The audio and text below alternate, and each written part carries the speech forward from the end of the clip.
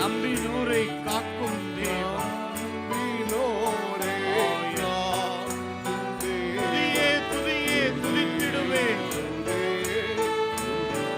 ஓ நம்பினோரை காக்கும் தேவா.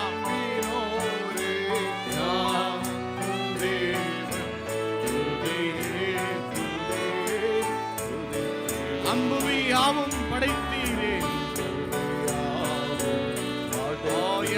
அம்பரா உந்தன் வாக்காலே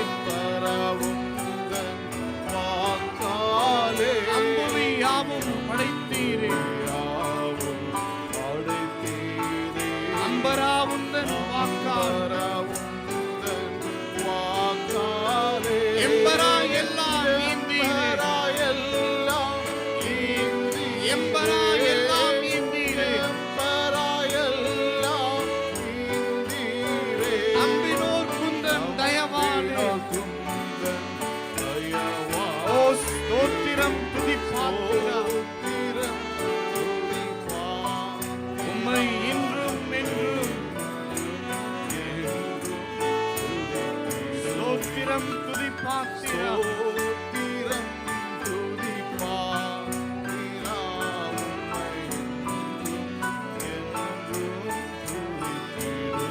கண்ணின் மணி போல் காத்தீரே.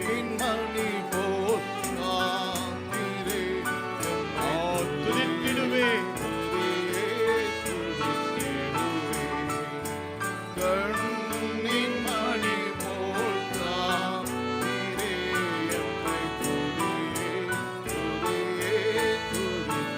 அண்ணலே உந்தன் அருளாலே அடியாரை கண் பார்த்தீரே. அண்ணலே உந்தன் அருளாலே அடியாரை கண் பார்த்தீரே. ஓ மன்னா எமக்கும் நீதானே.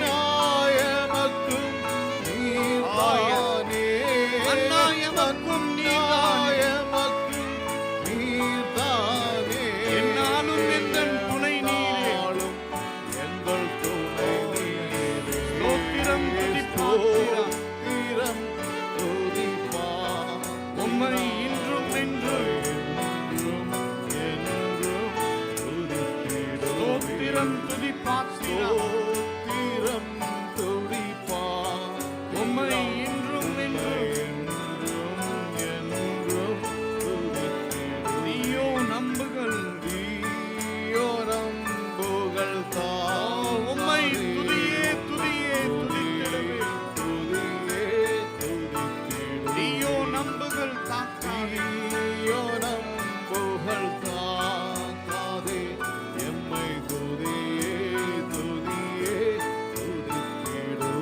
தேவே நீர் உந்தன் சிறகாலே ஓ தினமும் மூடி காத்தீரே.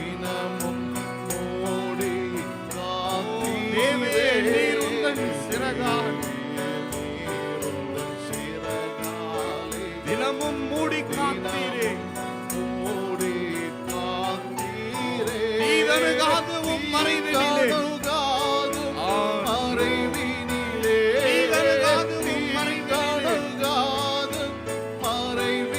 தேடி தங்கிடுவே. ஸ்தோத்திரம் துதிப்பாத்திரா.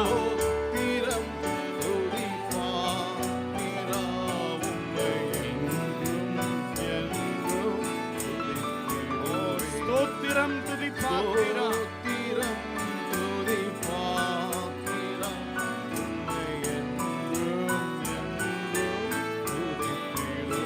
அல்லேலூயா ஸ்தோத்திரம். துதியே துதியே. அல்லேலூயா ஸ்தோத்திரமே. துதியே துதியே துதித்திடுவே. அகில சிருஷ்டிகளும் துதிக்க அடிமை துதியாதிருப்பேன். அகில சிருஷ்டிகளும் துதிக்க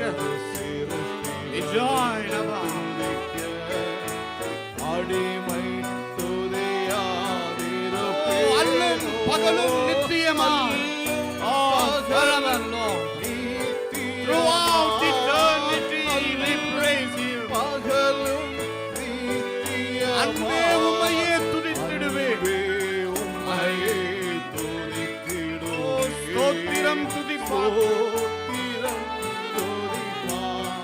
உம்மை என்றும் என்றும் துதித்திடுவேன். ஸ்தோத்திரம் துதிப்பாத்திரா.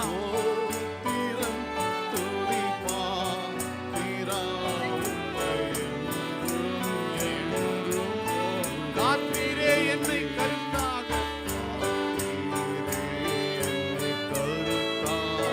வலுவாமல் என்றும் உமக்காமல்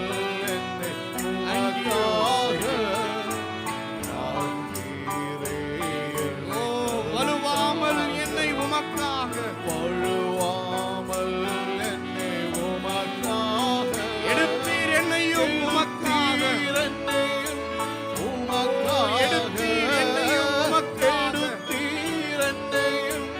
உமக்காக கொடுத்தீர் உம்மையும் எனக்காக.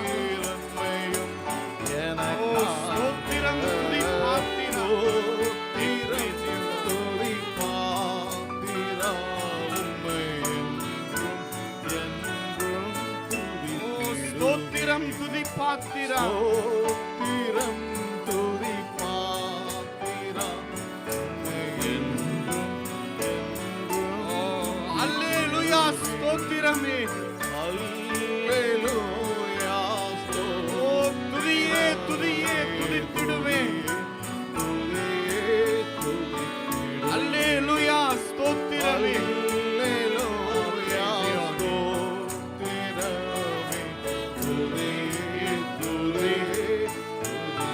அகில சிருஷ்டிகளும் துதிக்க அடிமை துதியாதிருப்பேன். அகில சிருஷ்டிகளும் துதிக்க அடிமை துதியாதிருப்பேனோ. அல்லும் பகலும் நித்தியமா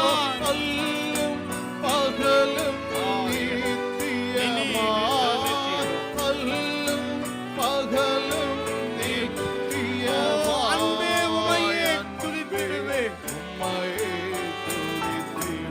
ஸ்தோத்திரம் துதிப்பாத்திரா. உம்மை என்றும் என்றும் துதித்திடுவேன். ஸ்தோத்திரம் துதிப்பாத்திரா.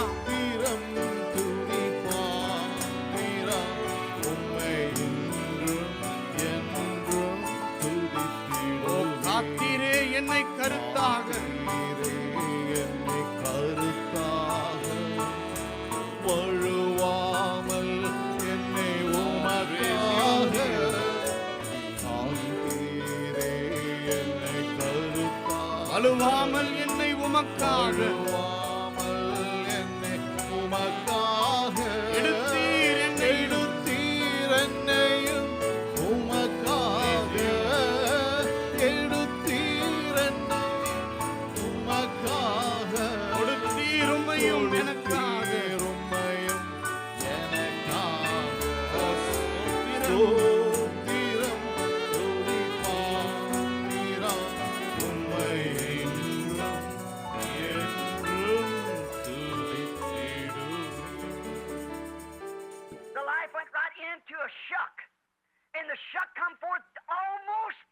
ஜீவன் ஒரு பதருக்குள்ளாக சென்றது.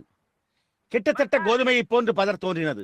ஆனால் முடிவிலே அதன் மதிகேடு கடந்த 8 அல்லது 10 ஆண்டுகளில், குறிப்பாக கடந்த 3 ஆண்டுகளில் வெளிப்பட்டது. இப்பொழுது அது என்ன செய்கிறது? கோதுமையிலிருந்து விலகுகிறது. இப்பொழுது இந்த மகத்தான எழுப்புதலில் கடந்த 20 ஆண்டுகளாக ஏன் ஒரு ஸ்தாபனம் உண்டாகவில்லை? அது அபிஷேகம் பண்ணப்பட்ட தீர்க்கதரிசிகள், அபிஷேகம் பண்ணப்பட்ட போதகர்கள் போன்றவர்கள். ஆனால் ஏன் அங்கு இல்லை? தானியத்திற்கு அப்பால் ஒன்றுமே இல்லை. பாருங்கள், அது ஒரு ஸ்தாபனம் இல்லாமல் திரும்பி வருகிறது. ஓ என்னே, ஒரு குருடான மனிதனால் அதை காண முடிந்தது. அதனால் ஸ்தாபனம் உண்டாக்க முடியாது. அது அதற்கு மிகவும் உறுதியாக எதிராக உள்ளது.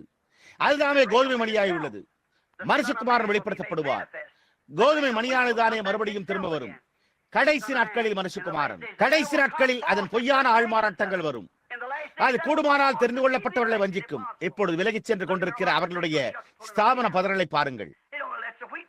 கோதுமையின் பாகமாய் இருக்கிற தெரிந்து கொள்ளப்பட்டவர்களுக்கு மாத்திரமே அது தெரியப்படுத்துகிறது. இப்பொழுது இது எவ்வளவு அழகாக இங்கே கொண்டு வரப்பட்டுள்ளது என்பதை கவனியுங்கள். அபிஷேகம் பண்ணப்பட்டவர்கள் மாத்திரம் கவனியுங்கள். உண்மையான தெரிந்து கொள்ளப்பட்டவர்கள், முன்குறிக்கப்பட்டவர்கள். எபேசியர் 5:1 இல்லை, 1:5 சரியாக கூறினால் நியமனம் செய்யப்பட்டவர்கள், தெரிந்து கொள்ளப்பட்டவர்கள், அவர்கள் மாத்திரமே வஞ்சிக்கப்பட மாட்டார்கள். கவனியுங்கள், அபிஷேகம் பண்ணப்பட்ட தீர்க்கதரிசிகள் கள்ள தீர்க்கதரிசிகளாக இருப்பார்கள். அவர்கள் மத்தியில் உண்மையான அபிஷேகம் பண்ணப்பட்டவர்கள் இருப்பார்கள். நீங்கள் அதை எப்படி கூறப்போகிறீர்கள்? வார்த்தையின் மூலம். நாம் அதை நிழலை போல வைத்துள்ளோம்.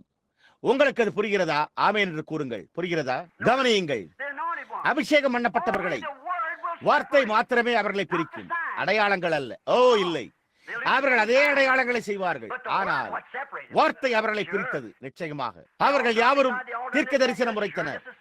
அவர்கள் யாவரும் இதை அதை மற்றதை நிச்சயமாகவே அதே விதமாகவே செய்தனர். அவர்களும் அதே காரியத்தை செய்வார்கள் என்று இயேசு கூறினார். ஆனால் வார்த்தை அவர்களை பிரித்தது. கவனியுங்கள், அடையாளங்கள் அல்ல. நீங்கள் கவனித்தீர்களா? இயேசு இங்கே மத்தேயு 24 கூறினார், அவர் கடைசி நாட்களில் கள்ள இயேசுக்கள் எழும்புவார்கள் என்று கூறவில்லை. ஓ இல்லை, அவர்கள் அதற்காக ஒருபோதும் நிலைத்திருக்க மாட்டார்கள். இல்லை, நீங்கள் ஒரு உண்மையான பெந்தேகோஸ்தேக்காரனை உடையவராய் இருந்து அந்த பெந்தேகோஸ்தேக்காரன் தன்னை அவனையே இயேசு என்று கூறுவதை பார்த்தீர்களா? நீங்கள் ஒரு கள்ள மெத்தோடிஸ்ட் அல்லது ஒரு பாப்டிஸ்ட் அல்லது அதை போன்ற ஒருவரை அல்லது ஸ்தாபனங்களில் ஒன்றை நாம் இயேசு என்று கூறுவதை நீங்கள் பார்த்திருக்கிறீர்களா? அவர்கள் அதை காட்டிலும் நன்றாக அறிந்திருக்கிறார்கள். அவர்கள் அதை செய்ய போவதில்லை. ஆனால் வேதமோ அவர்கள் கள்ள கிறிஸ்துக்களாக இருப்பார்கள் என்று கூறியுள்ளது. ஆனால் இயேசுக்களாக அல்ல, ஆனால் கள்ள கிறிஸ்துக்களாக இருப்பார்கள். அவர்கள் அடையாளம் கண்டுகொள்ளாமல் நான் இயேசு என்று கூற மாட்டார்கள். ஓ இல்லை, ஆனால் அவர்கள் கள்ள கிறிஸ்துக்கள் என்பதை அறியாமல் இருக்கிறார்கள். ஏனென்றால் அவர்கள் வார்த்தைக்கு முரணாய் இருக்கிறார்கள். தேவனும் அதையே உபகாரப்படுத்துகிறார். இப்பொழுது நான் அதை இப்பொழுது ஒரு பலப்பரீட்சைக்கு கொண்டு வருகிறேன். ஏனென்றால் உண்மையாகவே செய்யப்பட்டிருந்த அதே காரியத்தை இந்த ஜனங்கள் செய்ததை நீங்கள் கண்டிருக்கிறீர்கள். இயேசுவும் அவண்ணமாய் கூறினார். இப்பொழுது நான் கூறினது போல, இப்பொழுது அங்குள்ள ஜனங்களாகி உங்களிடம் அங்கே தொலைபேசி இணைப்பில் பேசுகையில் நான் உங்களை கண்டனம் செய்யவில்லை. ஆனால் இது என்னுடைய சபையாயும் மற்றும் பரிசுத்த ஆவியானவர் என்னை அமர்த்தியுள்ள என்னுடைய குழுவாயும் உள்ளது. நான் அவர்களிடம் சத்தியத்தை கூற வேண்டும்.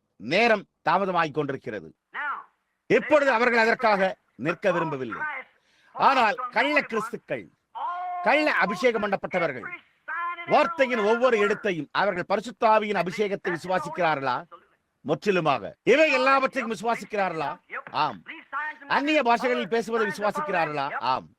அற்புதங்களும் அடையாளங்களும் பின்தொடரும் என்றும் அடையாளங்கள் அவைகளை பின்தொடரும் என்றும் நீங்கள் விசுவாசிக்கிறீர்களா? ஆம். அவர்கள் மெத்தோடிஸ்டுகள் அல்ல, அவர்கள் பாப்டிஸ்டுகள் அல்ல. இல்லை இல்லை, அதுதான் பெந்தேகோஸ்தேக்கள். பாருங்கள், இதுவே கடைசி நாள். எப்பொழுது முதலாம் சபையின் காலம் அதை ஒருபோதும் கவனித்திருக்காது. மெத்தோடிஸ்ட் சபை காலம் அதை ஒருபோதும் கவனிக்கவில்லை.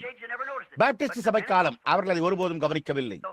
பிரெஸ்பிட்டேரியன் சபை காலத்தில் அவர்கள் அதை ஒருபோதும் கவனிக்கவில்லை. ஆனால் பெந்தேகோஸ்தே உண்மையான காரியத்தை போன்றே மிகவும் நெருக்கமாக இருக்கிறதே. அங்குதான் கோதுமை பதறானது கிட்டத்தட்ட கோதுமையை போன்றே உள்ளது.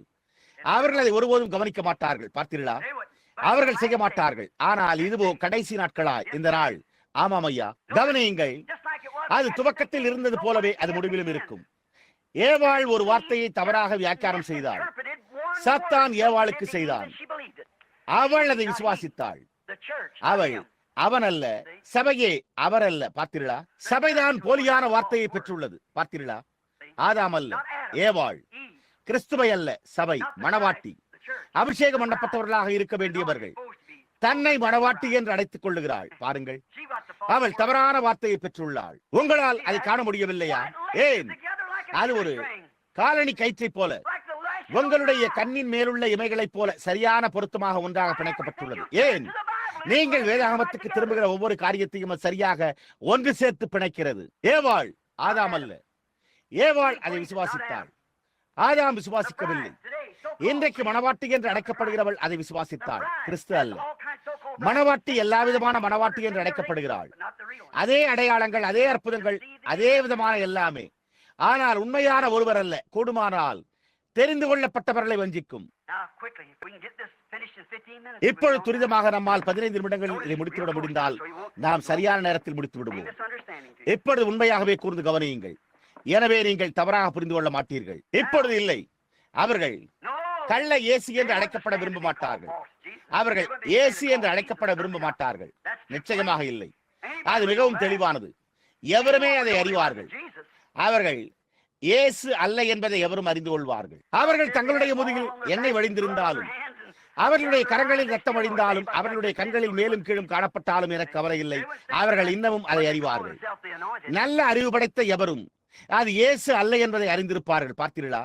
அவர்கள் அதற்காக நிற்க மாட்டார்கள். ஆனால் அவர்கள் தங்களை அபிஷேகம் பண்ணப்பட்டவர்கள் என்று அழைத்துக் கொள்கிறார்கள். அவர்கள் அடையாளங்களையும் அற்புதங்களையும் தெரிந்து கொள்ளப்பட்டவர்களை வஞ்சிக்கும்படிக்கு ஏறக்குறைய செய்கிறார்கள். ஆனால் கள்ள கிறிஸ்துக்கள், அபிஷேகம் பண்ணப்பட்டவர்கள் எழும்பி கூடுமானால் தெரிந்து கொள்ளப்பட்டவர்களை வஞ்சிப்பார்கள். இப்பொழுது கூர்ந்து கவனியுங்கள். இந்த அறிக்கையை தவறவிடாதீர்கள். ஏனென்றால் அது செவி கொடுக்க தகுதியாய் உள்ளது. அவர் இங்கே இந்த ஒலிபெருக்கியில் சில நாடாக்களை ஒட்ட வைத்து அது மேலே பறப்பதை தடுக்கிறார். எனக்கு வியர்த்துக் கொண்டிருந்தது. அந்த சத்தம் ஒளிநடாவில் பதிவு செய்யப்பட்டது, உங்களுக்கு தெரியும். எனவே அது அவ்வாறே இருக்கும் என்று வேதம் கூறியுள்ளது போன்று அது இருக்கும். பார்த்தீர்களா? கவனியுங்கள். கள்ள இயேசுக்கள் அல்ல, கள்ள கிறிஸ்துக்கள். அவர்கள் அபிஷேகம் பண்ணப்பட்டவர்கள் என்று அவர்கள் விசுவாசிக்கின்றனர். ஆனால் அவர்கள் இயேசு அல்ல என்பதை அவர்கள் அறிவார்கள். பாருங்கள், அது மிகவும் தெளிவானது. மனிதன் மேலே சென்று இன்றைக்கு என் கையில் உள்ள தழும்புகளை பாருங்கள், என் புருவத்தை பாருங்கள், நான் இயேசு என்றால் சரி. இப்பொழுது அது தவறு என்பதை நாம் அறிவோம். அவர்கள் தோன்றுவார்கள் என்று இயேசு ஒருபோதும் கூறவில்லை என்பதை நினைவில் கொள்ளுங்கள். கள்ள கிறிஸ்துக்கள் தோன்றுவார்கள் என்று அவர் கூறினார். கிறிஸ்துக்கள் பன்மை, ஸ்தாபனங்கள் போன்றவை. அபிஷேகம் பண்ணப்பட்டவர்கள் வார்த்தையினால் அல்ல, ஒரு ஸ்தாபன ஆவியினால் அபிஷேகிக்கப்பட்டவர்கள். நீங்கள் அதை கவனித்து வருகிறீர்களா? கள்ள இயேசு அல்ல, கள்ள கிறிஸ்துக்கள், கள்ள அபிஷேகம் பண்ணப்பட்டவர்கள். பார்த்தீர்களா? ஓ, எவ்வளவு தெளிவாக உள்ளது. நாம் எப்படி நிச்சயமாக நீங்கள் அதை தவறவிட மாட்டீர்கள். இப்பொழுது நினைவிருக்கட்டும், 3 வகை ஜனங்கள் உண்டு என்று நான் எப்பொழுதும் உங்களிடம் கூறியிருக்கிறேன். 3 இன மக்கள் உள்ளனர். Com, same, யாபேத். 3 இனங்கள், 3 வகுப்பினர். விசுவாசி, பாவனை விசுவாசி, அவிசுவாசி என்று நான் கூறினேன். அது எப்பொழுதும் இருந்து வந்துள்ளது, எப்பொழுதும் அவ்வாறு இருக்கும். பார்த்தீர்களா? அங்கே மோசே விசுவாசி, என்னேயும் எம்பிரேயும் இருந்தனர் அவிசுவாசிகள். பார்த்தீர்களா? பிலேயாம் இருந்தான். மோசே எப்பொழுதும் 3 வகுப்பினர், 3 வகுப்பினர். விசுவாசி, பாவனை விசுவாசி, அவிசுவாசி. இப்பொழுது நினைவிருக்கட்டும், அவிசுவாசி ஸ்தாபன சபை எந்த அடையாளங்களையும் விசுவாசிக்க வேண்டாம். குளிர்ந்த சடங்காச்சாரமான விரைப்பான உலகத்தில் உள்ள சபை ஸ்தாபனம். ஆனால் பாவனை விசுவாசியோ அந்த பதராகும். அந்த நபர்தான் விசுவாசிக்க வைக்கிறார். அப்பொழுது உண்மையாகவே உண்மையுள்ள ஒரு உண்மையான விசுவாசி உண்டு. இப்பொழுது அவர்கள் தொடர்ந்து செல்வதை ஒரு நிமிடம் கவனியுங்கள். இந்த அவிசுவாசிகள் அல்லது இந்த பாவனை விசுவாசிகள் மற்றும் அவிசுவாசிகள் எவ்வளவு தைரியம் உள்ளவர்கள் என்பதை கவனியுங்கள். என்னே, அவர்கள் தைரியமானவர்கள். பாருங்கள், உண்மையான வார்த்தையின் முன்னிலையில் சாத்தான் எழுந்து நின்று கூறியதை போலவே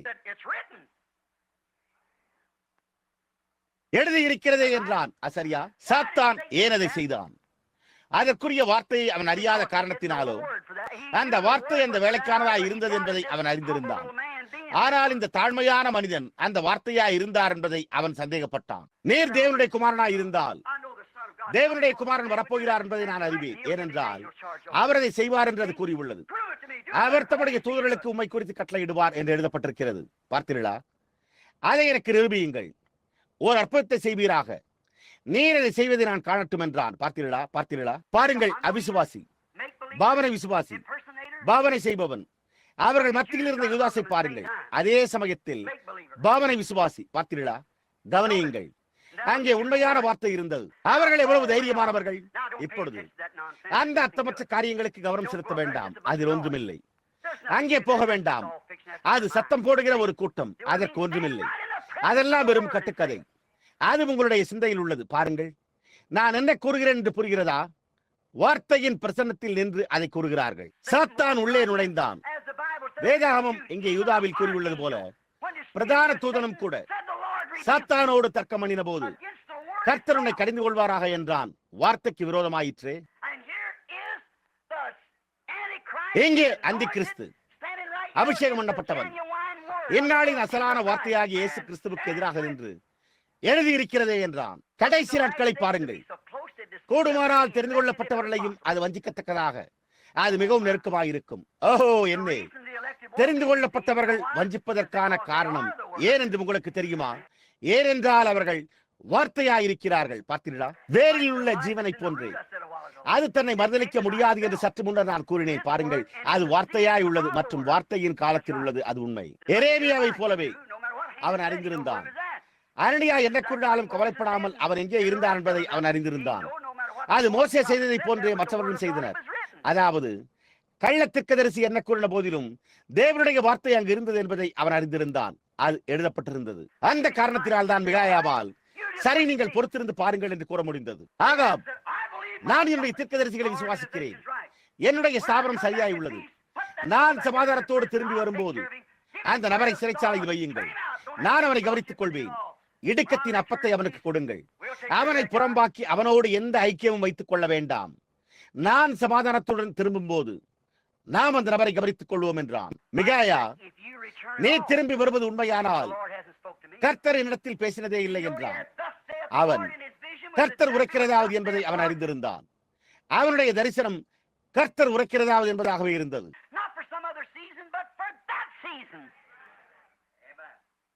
வேறொரு காலத்திற்காக அல்ல, ஆனால் அந்த காலத்திற்காக. ஆமென், அல்லேலூயா. அந்த காலத்திற்காகவே தைரியமாக எழும்பி நின்று ஒரு பிரதான தூதனோடு தர்க்கம் செய்வது. தேவ தூதர்கள் நடக்க பயப்படுகிற இடங்களில் எல்லாம் மூடர் காலணிகளை அணிந்து கொண்டு மிதிப்பார்கள் என்று கூறப்பட்டுள்ளது. அது உண்மை. ஏனெனில் தெரிந்து கொள்ளப்பட்டவர்கள் வஞ்சிக்கப்பட மாட்டார்கள் என்று இயேசு கூறினார். ஏனென்றால் அவர்கள் அந்த வார்த்தையாயிருக்கிறார்கள். அவர்கள் வேற எதுவுமாக இருக்க முடியாது. அவர்களால் வேறு எதையும் கேட்க முடியாது. அவர்களுக்கு வேறொன்றும் தெரியாது. அது உண்மை. நினைவிருக்கட்டும், மோசே அவர்களுடைய எல்லா போலித்தனங்களோடும் கொண்டு செல்லப்படவில்லை. அவன் அப்படித்தான் இருந்தானா? மோசே இப்போது பார்வோனே, ஒரு நிமிடம் பொறும், என்னவென்று உங்களுக்கு தெரியுமா? கர்த்தர் இதை செய்யும்படி என்னிடம் கூறினார். ஆனால் தேவனுக்கு மகிமை, உங்களுடைய பையன்களும் அதே காரியத்தை செய்ய முடியும் என்பதை நான் காண்கிறேன். எனவே நான் என்ன செய்வேன் என்பதை நான் சொல்கிறேன். நான் உங்களுடன் சேர்ந்து கொள்ளவே சொல்லுவேன். அது தேவனுடைய தீர்க்கதரிசியை போட்டு தென்படவில்லை. இல்லை, உண்மையாகவே அவன் தன்னால் நிற்க முடிந்த அளவு உறுதியாக நின்றான். தேவன் அதை எப்படியாவது கவனித்துக் கொள்வார் என்று சரியாக அவன் அறிந்திருந்தான். ஏனென்றால் அவர் வாக்கு பண்ணினார், நான் உங்களோடு இருப்பேன், நான் உன்னை விட்டு விலக மாட்டேன். அவன் அதை அறிந்திருந்தான். எனவே அவன் அவர்களோடு சேரவில்லை. ஓ இல்லை, அவன் அவர்களோடு தங்கியிருந்தான். அவன் அவர்களுடைய ஸ்தாபனங்கள் எதையும் விரும்பவில்லை. அவன் சரியாக தேவனோடு தரித்திருந்தான். அவர்களால் செய்யக்கூடிய எல்லா காரியங்களாலும் அவன் எடுத்து செல்லப்படவில்லை. அவர்கள் ஒரு காரியத்தை செய்த போது அவன் பெண்களை பிறப்பித்தான். அவர்களும் பெண்களை கொண்டு வந்தனர். அவன் ரத்தத்தை கொண்டு வந்தான். அவர்களும் ரத்தத்தை கொண்டு வந்தனர். அவன் எல்லாவற்றையும் கொண்டு வந்தான். அவர்களும் ஒவ்வொரு வழியிலும் அவனை ஆள்மாறாட்டம் செய்தனர். அவன் அப்படியே நிலைத்து நின்றான். தேவன் பணியில் இருந்தார் என்பதை அவன் சரியாக அறிந்திருந்தான். இப்பொழுது உங்களுக்கு புரிகிறதா? நீங்கள் 2 2 எடுத்துக்கொண்டு 4 ஆக்குகிறீர்களா? நீங்கள் இதற்கு மேல் அதிக சூடாக்க விரும்பவில்லை. எனவே நீங்கள் புரிந்து கொள்ளுங்கள். பாருங்கள், ஏன் அவர்கள் அதனால் வஞ்சிக்கப்பட மாட்டார்கள். உண்மையான விசுவாசி அவர்கள் அந்த நாளில் நிற்க வேண்டிய முன்குறிக்கப்பட்ட வித்து.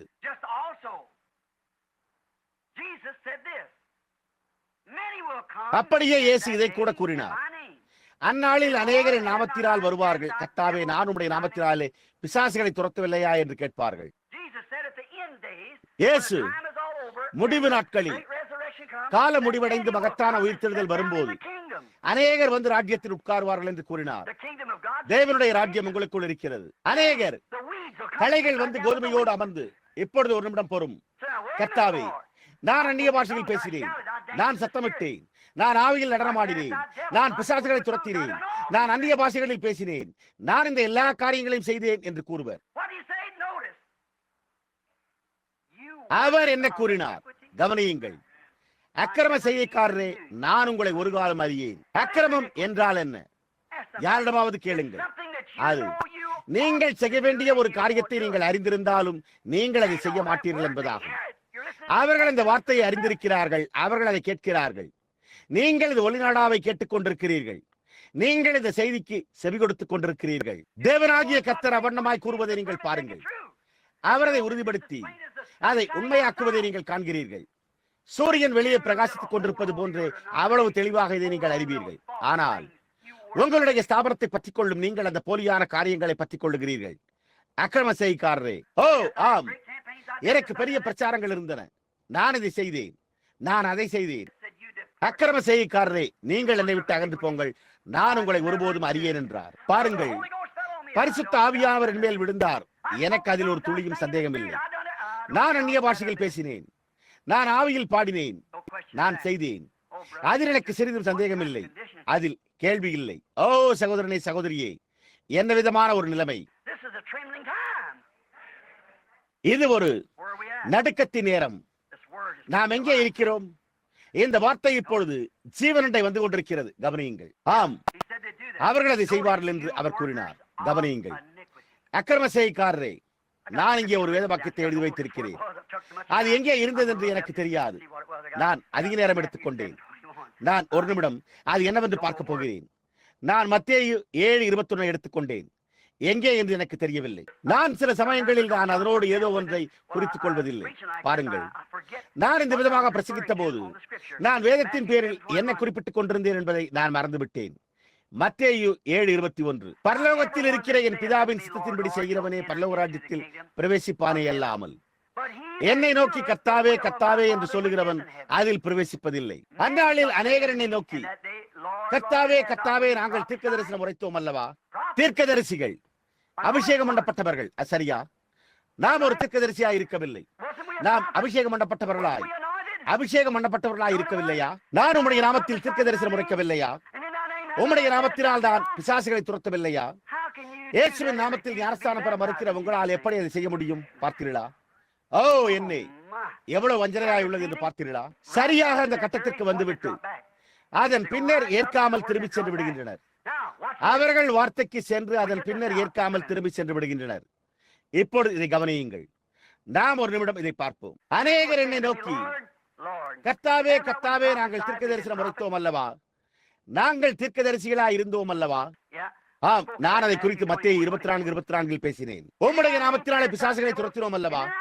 உம்முடைய நாமத்தினாலே அநேக கிரியைகளை செய்தோம் அல்லவா? அப்பொழுது நான் அவர்களை ஒரு காலம் அறியேன் என்று அவர்களுக்கு தெரிவித்து விடுவார். அக்கிரம செய்கைக்காரரே, நீங்கள் என்னை விட்டு அகன்று போங்கள். அது உங்களுக்கு முன்பாக வைக்கப்பட்ட போது நீங்கள் அதை கண்டு, அது அசைவதை கண்டு, அது வார்த்தையாய் இருந்தது என்பதையும் கண்டீர்கள். உங்களுடைய ஸ்தாபனத்தின் நிமித்தமாக நீங்கள் அதை அப்படியே பற்றிக் கொண்டீர்கள். நான் உங்களை ஒருபோதும் அறிந்திருக்கவில்லை. நீங்கள் எத்தனை பிசாசுகளை துரத்தினாலும், எத்தனை பேர் இதை அதை செய்திருந்தாலும் எனக்கு கவலை இல்லை. நான் உங்களை குறித்து ஒன்றுமே அறிந்திருக்கவில்லை. பிலேயாம், உம்முடைய நாமத்தில் நான் தீர்க்க தரிசனம் உரைத்தேன், அது நிறைவேறினது என்றார். அது முற்றிலும் உண்மை. ஆனால் அது வார்த்தைக்கு வந்தபோது நீங்கள் அதை மறுத்து விட்டீர்கள். ஓ சகோதரனே, வஞ்சிக்கும் பாகத்தை பார்த்தீர்களா? சரியாக தீர்க்கதரிசி அல்ல, ஆனால் வார்த்தையோடு, உண்மையான வார்த்தையோடு, ரோபகாரப்படுத்தப்பட்ட வார்த்தையோடு வெளிப்படுகிறது. அக்கிரம செய்கைக்காரரே, சாத்தான் எல்லா காலங்களிலும் உண்மையான வார்த்தையை ஆள்மாறாட்டம் செய்ய முயன்று வந்துள்ளான். நாம் அதை அறிவோம், நாம் அறிந்திருக்கவில்லையா? கவனியுங்கள். எல்லைக்கோடு வரை வந்து விட்டு விடுதல். இங்கே பாருங்கள், அவன் எபிரேயர் 6ஆம் அதிகாரத்தில் கூறினான். இப்பொழுது நாம் சற்று முன்பு வாசித்துக் கொண்டிருந்தோம். நான் உங்களிடம் அதை குறித்து பாருங்கள் என்று கூறினேன். அடுத்த 2 நிமிடங்களில் நாம் பார்ப்போம். அவன் கூறினான், முள்செடிகளையும் முள்புண்டுகளையும் புறக்கணிக்கத்தக்கதாயிருக்கிறது, சுட்டரிக்கப்படுவதே அதன் முடிவு. எல்லைக்கோடு. பரம ஈவை ருசி பார்த்தவர்களே, ருசி பார்த்தீர்கள். வேறு விதமாக கூறினால், நீங்கள் அதை கண்டீர்கள்.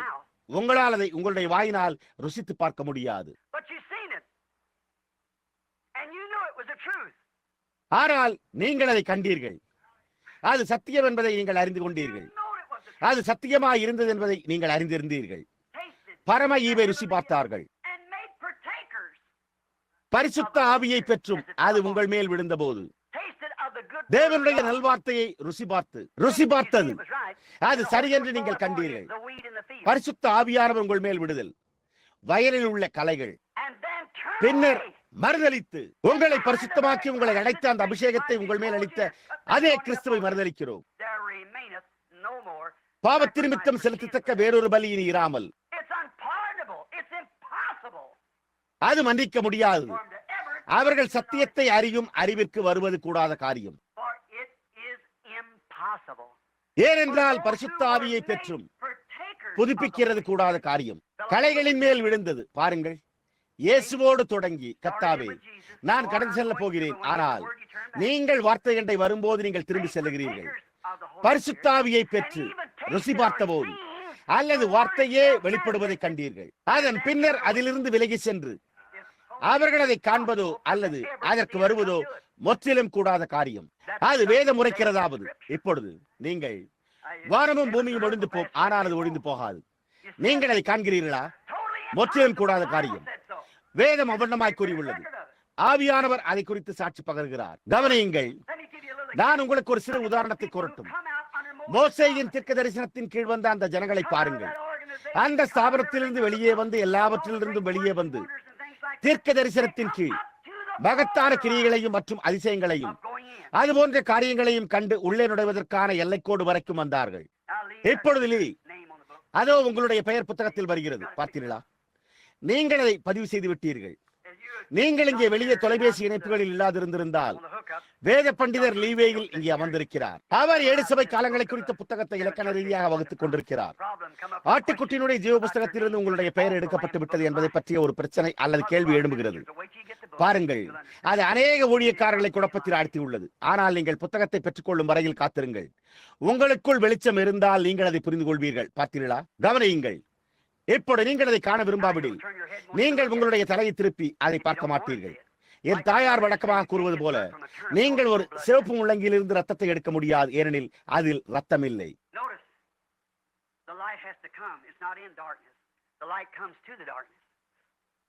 கவனியுங்கள், வெளிச்சம் வர வேண்டும். அது இருளில் இல்லை. வெளிச்சம் இருளுக்கு வருகிறது. இருளதை அறியாது. இப்பொழுது இந்த நாளில் அபிஷேகம் பண்ணப்பட்டவர்களை கவனியுங்கள். மோசே அந்த இஸ்ரவேல் புத்திரரை வெளியே கொண்டு வந்தது போல அவர்கள் செவி கொடுத்து அங்கே அந்த பெரிய தேசத்தோடு குழப்பமடைந்தனர். இப்பொழுது இஸ்ரவேல் ஸ்தாபனமற்றதாக இருந்தது. அதற்கு நிலமும் கிடையாது, வீடும் கிடையாது. அது ஒரு வீட்டுக்கு சென்று கொண்டிருந்தது. நமக்கு சபையே கிடையாது. நாம் இல்லை, நாம் ஒரு சபைக்கு, முதற்பேரான சபைக்கு சென்று கொண்டிருக்கிறோம். மகிமையில் உள்ள சபை, ஒரு மனிதனால் பூமியின் மேலுள்ள சபைக்கு அல்ல. மகிமையில் உள்ள சபை அழைக்கப்பட்டவர்கள், நித்திய ஜீவனுக்கு என்று முன்குறிக்கப்பட்டவர்கள். பாருங்கள், தங்களுடைய வீட்டுக்கு செல்கிறார்கள். அவர்கள் கடக்க வேண்டிய இடத்திற்கு வந்தபோது அவர்கள் வார்த்தையை சந்தேகித்து திரும்பி வந்தனர். யோசுவாவும் காலேபும் மற்றவர்களும் அங்கு சென்று அங்கே தேசம் இருந்தது என்பதை அவர்களுக்கு நிரூபிக்கும்படியாக ஒரு குலை திராட்சை பழங்களை கொண்டு வந்தனர். அது பாலும் தேனும் உள்ள நல்ல தேசம் என்ற தேவனுடைய வாக்குத்த வார்த்தையாகும். அவர்களுக்கு அதை நிரூபிக்கும்படியாக இந்த பக்கத்தில் அதை திருப்பிக் கொண்டு வந்தனர். அவர்களை ருசி பார்த்து விட்டு, ஓ ஓ எங்களால் அதை செய்ய முடியாது என்றனர். என்ன நடந்தது? அவர்கள் வராந்திரத்தில் அழிந்து போனார்கள். அவர்கள் அங்கேயே தரித்திருந்து தங்களை ஸ்தாபனமாக்கிக் கொண்டு அவர்கள் ஒவ்வொருவரும் மரித்தனர். ஆனால் யோசுவாவும் காலேபும் அவர்களை திருப்பி அழைத்து வந்தவர்கள். மோசே மறுரூபமாக்கப்பட்டான். சபையானது காத்திருப்பதற்கு ஒரு மாதிரி. பழைய ஏற்பாட்டின் உயிர்த்தெழுதல், புதிய ஏற்பாடு, எடுத்துக்கொள்ளப்பட்ட சரீரம். அங்குள்ள 3ஐ பார்த்தீர்களா? விசுவாசி மற்றும் அவிசுவாசியில் பாருங்கள். ஏற்கனவே இந்த 3ஐயும் வரிசையில் வைத்திருக்க வேண்டும். பார்த்தீர்களா?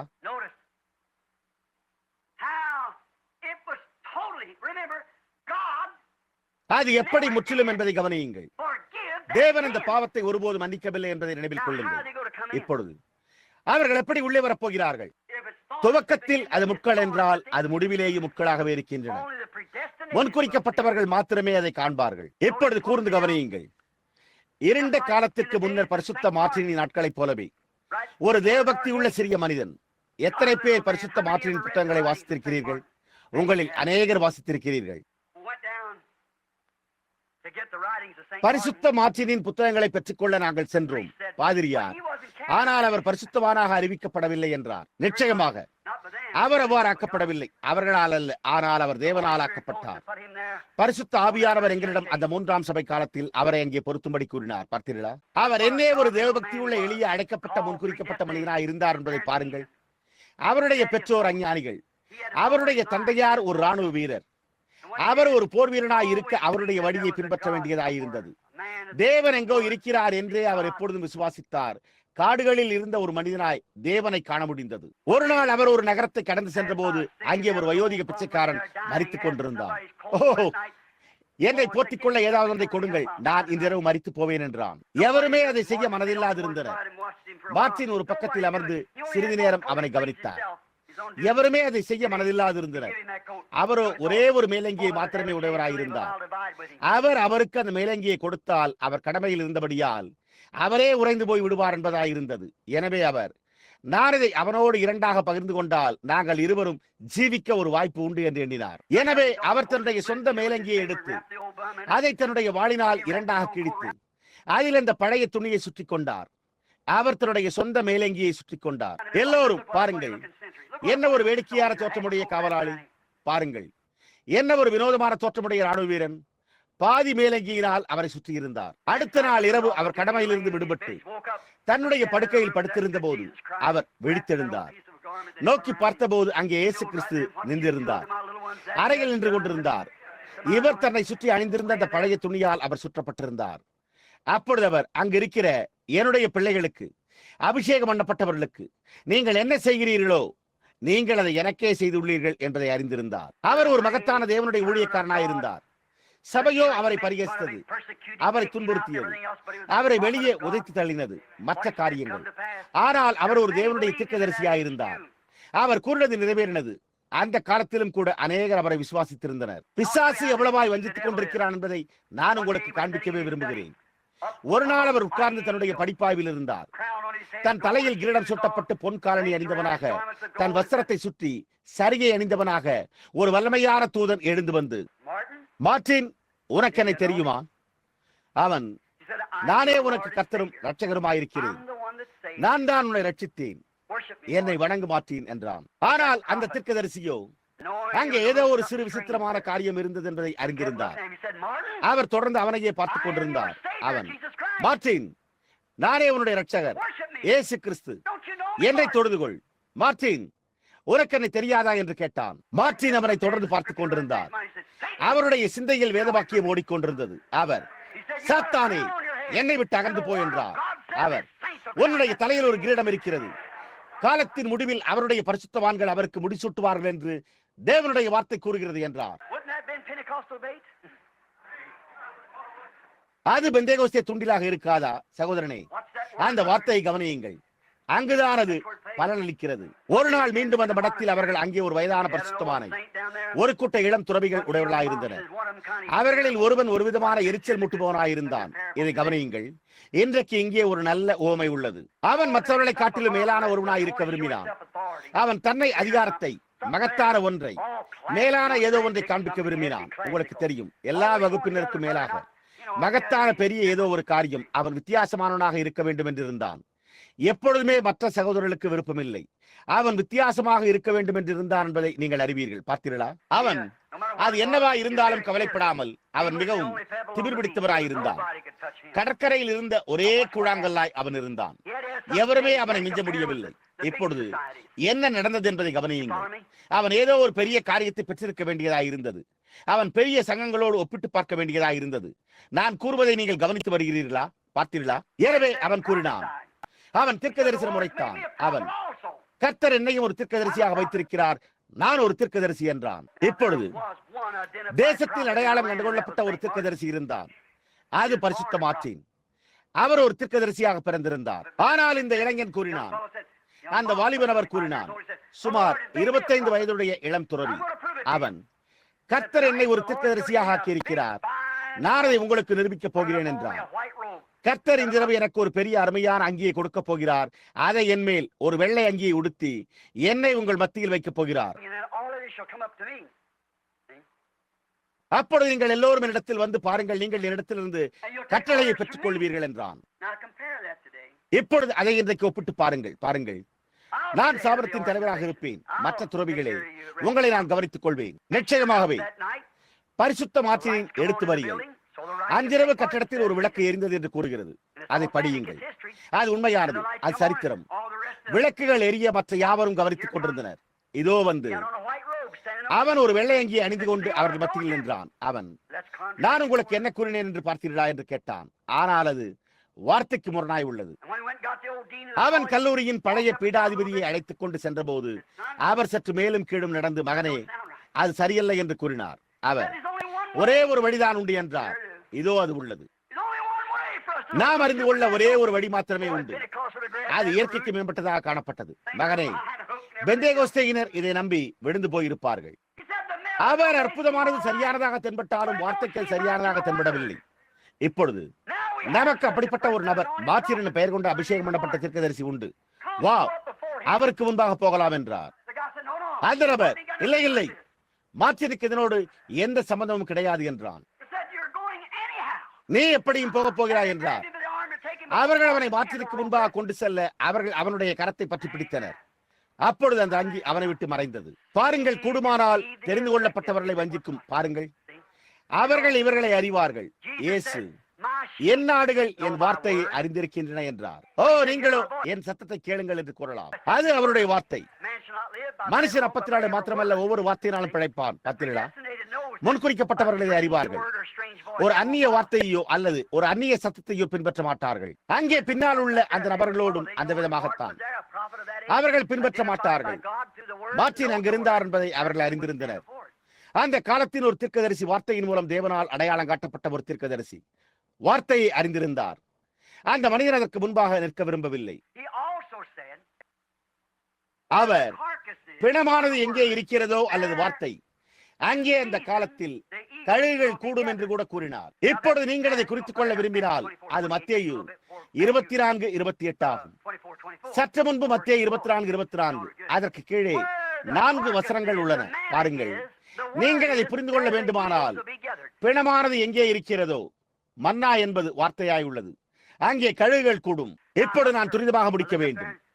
நான் அங்கு மேலே நோக்கி பார்த்தபோது எந்த நேரம் என்பதை கண்டேன். 12 மணிக்கு பிறகு 7 நிமிடங்கள் அல்லது 8 நிமிடங்கள் இருக்கும். நான் துரிதமாக முடிக்க வேண்டும். இல்லை என்றால் இன்றிரவே நான் அதை முடித்து விடலாம். ஒன்று, நீங்கள் அதை செய்ய வேண்டும், இந்த காலையிலா அல்லது இன்றிரவா. எத்தனை பேர் இன்றைக்கு ஆராதனைக்கு பிறகு வீடு செல்ல வேண்டியவர்களாக இருக்கிறார்கள்? நாங்கள் உங்களுடைய கரத்தை காணட்டும். பாருங்கள், ஓ என்னே, தொடர்வது நலம். நான் அந்த விதமாக அவர்களை தொலைபேசிகளில் வைத்திருப்பதற்கு வருந்துகிறேன்.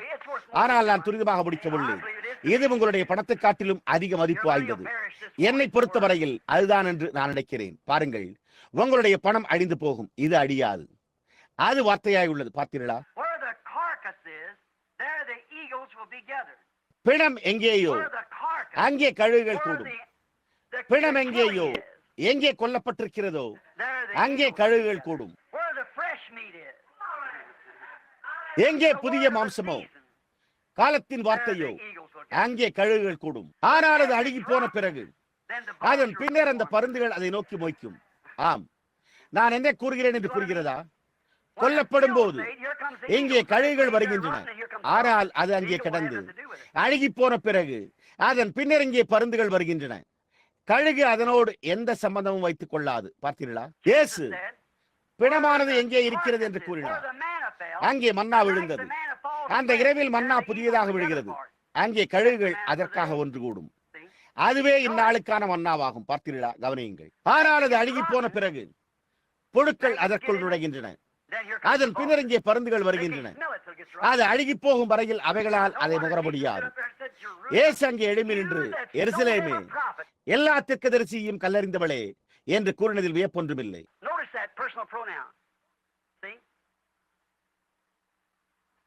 அது தனிப்பட்ட பிரதிப்பெயர் என்பதை கவனியுங்கள். பாருங்கள், எருசலேமே, எருசலேமே, நான் எத்தனை தினமோ அவர் யாராயிருந்தார். நான் உன்னிடத்தில் அனுப்பின ஒவ்வொரு தீர்க்கதரிசியையும் கல்லறிந்தவளே, ஒரு கோழி தன் குஞ்சுகளை கூட்டி சேர்ப்பது போல நான் உன்னை எத்தனை முறை கூட்டி சேர்த்திருப்பேன். அந்த மகத்தான சபையான எருசலேமே, இங்கே பூமியில் உள்ள எருசலேம் அல்ல, ஆனால் நாம் உன்னதத்தில் உள்ள எருசலேமில் இருந்து வருகிறோம். எங்கிருந்து அந்த வார்த்தை வருகிறது? முன்குறித்தலிலிருந்து. பாருங்கள், அழிந்து போகிற பழைய எருசலேம் அல்ல. புதிய எருசலேம் அழிந்து போக முடியாது. மனிதனால் கட்டப்பட்ட பண்டைய எருசலேம் அல்ல, ஆனால் தேவனால் கட்டப்பட்ட புதிய எருசலேம். பாருங்கள், அந்த வார்த்தை இப்பொழுது வெளிப்படுகிறது. என் பிதாவின் வீட்டில் அநேக வாசஸ்தலங்கள் உண்டு. நான் போய் அவைகளை உங்களுக்காக ஆயத்தம் பண்ணுவேன் என்று கூறி சிருஷ்டிகர் வீதிகள் முதலியவற்றை பொன்னினால் உண்டாக்கினார். அதுதான் அழிந்து போகாத ஒன்று. ஆதி காலத்திலிருந்தே எருசலேமே, எருசலேமே, நான் எத்தனை தரமோ, மூன்றாவது நபரோ அல்லது வேறு யாரோ ஒருவர் அல்ல, ஆனால் ஒரு கோழி தன் குஞ்சுகளை கூட்டி சேர்த்துக் கொண்டது போல நான் உன்னை கூட்டி சேர்த்திருப்பேன். ஆனால் உங்களுக்கோ மனதில்லாமற் போயிற்று. ஆனால் இப்பொழுதே உங்களுடைய வேலை வந்துவிட்டது என்றார். பார்த்தீர்களா? பிணம் எங்கேயோ அங்கே கழுகுகள் கூடும். ஆனால் சடலம் அழுகி போன பிறகு பருந்துகள் கூடுகின்றன. பார்த்தீர்களா? கவனியுங்கள், மோசே அவன் தேவனுடைய பிள்ளைகளுக்கு ஒருபோதும் கொடுக்கவில்லை. மோசே ஒரு கழுகாயிருந்தான். அவன் தேவனுடைய பிள்ளைகளுக்கு நோவாவின் மீதியானதை ஒருபோதும் கொடுக்கவில்லை. பார்த்தீர்களா? அவன் புதிய தேவனுடைய வார்த்தையுடையவனாயிருந்தான். தேவனாகிய கர்த்தர் என்னை வனாந்தரத்தில் சந்தித்து தம்முடைய வார்த்தையை உறுதிப்படுத்தி உங்களை அழைக்கும்படிக்கு என்னை இங்கே அனுப்பினார். அதன் பின்னர் ஆள்மாறாட்டம் செய்பவர்கள் சுற்றிலும் வந்து அதை பாவனை செய்கின்றனர். பார்த்தீர்களா? ஆனால் அவன் அந்த நேரத்தில் வார்த்தையுடையவனாயிருந்தான். காரணம், வாக்குத்தத்தை பெற்றவனாகிய ஆபிரகாமிடம் தேவன், உங்கள் சந்ததியார் அந்நிய தேசத்தில் 400 வருடங்கள் பரதேசிகளாய் சென்றிருப்பார்கள், ஆனால் நான் அவர்களை சந்தித்து ஒரு பலத்த கரத்தினால் அவர்களை வெளியே அழைத்து வருவேன் என்றார். மோசே தேவனாகிய கர்த்தர் என்னிடத்தில் பேசி எனக்கு காண்பிப்பார், என்ன செய்ய வேண்டும் என்று என்னிடம் கூறியுள்ளதை நான் உங்களுக்கு சொல்லுவேன் என்றான். நான் இருக்கிறேன் என்பவர் என்னை அனுப்பினார் என்றார். நான் இருக்கிறேன், இருந்தேன் அல்லது இருப்பேன் என்று அல்ல. நான் இருக்கிறேன் நிகழ்காலம். இப்பொழுது வார்த்தை இருந்த வார்த்தை அல்ல, வரப்போகும் வார்த்தை அல்ல, இப்பொழுதுள்ள வார்த்தை. பார்த்தீர்களா? உங்களுக்கு அது புரிகிறதா?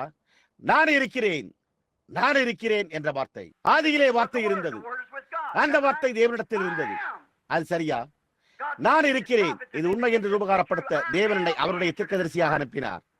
நான் இங்கே வந்து இதை செய்யும்படி என்னிடம் கூறின இந்த வார்த்தைக்கான பதிலாக இருக்கிறேன். அவன் அதை செய்த போது பார்வோன், சரி, அதை செய்யக்கூடிய ஏராளமான பையன்கள் எங்களுடைய குழுவில் உள்ளனர் என்றான். போலியாக பாவனை செய்பவர்கள். இயேசு இப்பொழுது கடைசி நாட்களில் அது மீண்டும் நிகழப்போகிறது என்று கூறினார். பாருங்கள், அதே காரியத்தை உரிமை கோருகிறார். யார் முதலில் வருகிறார்கள் என்பதை கவனியுங்கள். யார் வார்த்தையோடு தரித்திருந்தனர் என்பதை கவனியுங்கள். அதுதான், அந்த விதமாகத்தான் அது அறியப்படுகிறது. எனவே நீங்கள் பாருங்கள், நாம் கவனிக்கிறோம். மோசே அவர்களுக்கு நோவாவின் காலத்தை குறித்து ஒருபோதும் கூறவில்லை. நாம் இப்பொழுது ஒரு பேழையை கட்டுவோம், ஏனென்றால் அது வார்த்தை என்று நீங்கள் அறிவீர்கள். ஒரு நாள் நோவா ஒரு பேழையை கட்டினான். இல்லை, பருந்துகள் அதை தின்று கொண்டிருந்தன. இல்லை இல்லை, இது ஒரு வாக்குத்தத்தம் பண்ணப்பட்ட வார்த்தை. கவனியுங்கள், அவன் தேவனிடத்திலிருந்து பெற்றிருந்த செய்திக்காக அவன் அந்த வேலைக்கான அசலான முன்குறிக்கப்பட்ட தேவனுடைய வார்த்தையுடையவனாயிருந்தான். மோசேயின் மீதியானதை இயேசுவும் அவர்களுக்கு கொடுக்கவில்லை. மோசே அந்த வேலைக்கான வார்த்தையுடையவனாயிருந்தான். ஆனால் மோசே ஒரு தீர்க்கதரிசியாயிருந்தான். இங்கே தேவன் தாமே இருக்கிறார். பாருங்கள், மோசேயின் மீதியானதை அவர் ஒருபோதும் சேவிக்கவில்லை. ஆனால் அந்த ஸ்தாபனத்தில் உள்ள பருந்துகளை பாருங்கள், அதை குறித்து பசியாயிருந்தன என்பதை பாருங்கள். எங்களுக்கு தெரியும், நாங்கள் மோசையை பெற்றுள்ளோம், நாங்களும் உடையவர்களாய் இருக்க வேண்டியதில்லை. அவர், நீங்கள் மோசையை அறிந்திருந்தால் நீங்கள் என்னையும் அறிந்திருப்பீர்கள், ஏனென்றால் மோசே என்னை குறித்து உரைத்தான் என்றார். பார்த்தீர்களா?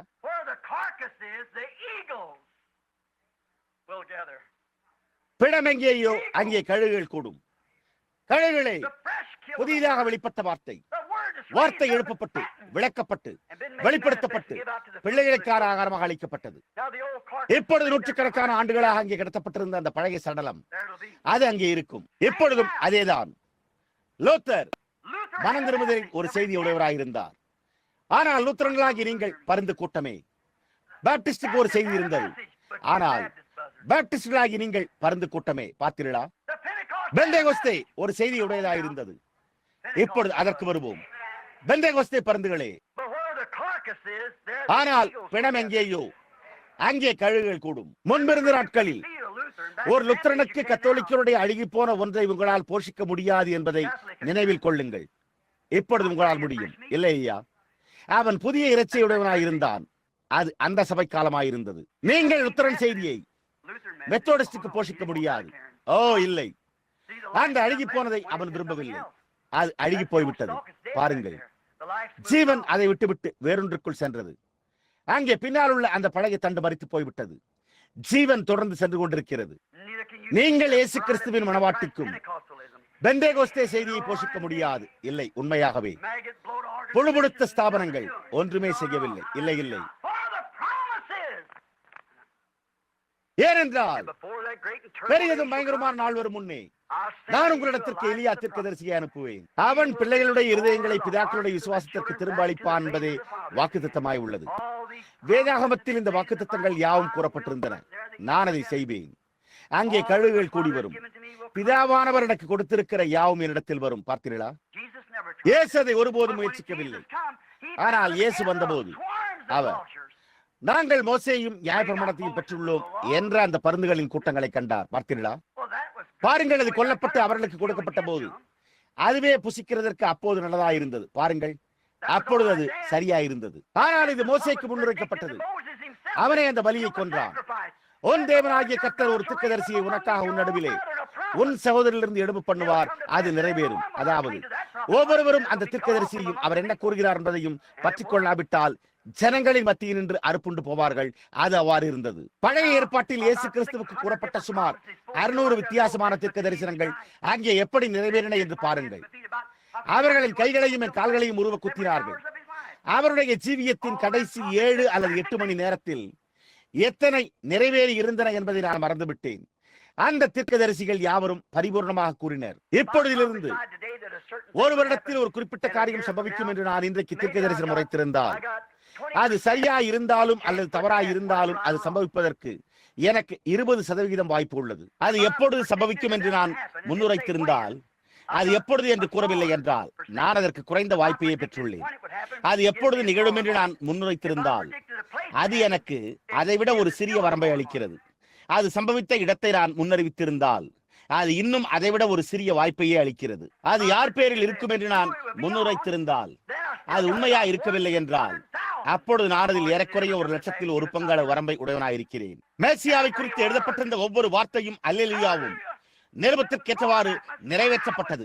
என்றாவது ஒரு நாள் வேத வாக்கியங்களை வாசித்து அவர் வாக்கியத்தின் நடுவில் நிறுத்திவிட்டு சுவிசேஷத்தை பிரசங்கித்து அவர்களை விடுவிக்க தேவனுடைய ஆவியானவர் என்பதில் இருக்கிறார்.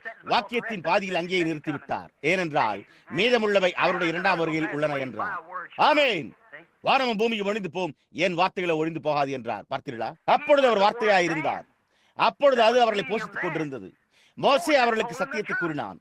ஆனால் நீங்கள் பாருங்கள், அவர்கள் எப்பொழுதுமே அதிலிருந்து ஒரு ஸ்தாபனத்தை உருவாக்கிக் கொள்கிறார்கள். பருந்துகளுக்காக கழுகுகள் புசித்து வீடுகளுக்கு சென்ற பிறகும் அதில் கொஞ்சம் மீதியாக இருக்கிறது. அப்பொழுது அவர்கள் வேறொன்றை காண காத்துக் கொண்டிருக்கிறார்கள். வார்த்தை அவர்கள் இங்கே அது வர வேண்டும். நமக்கு நேற்றைய தினம் கலைமான் கிடைத்தது, நமக்கு நாளை ஆடு கிடைக்கும் என்கின்றனர். நான் என்ன கூறுகிறேன் என்று புரிகிறதா?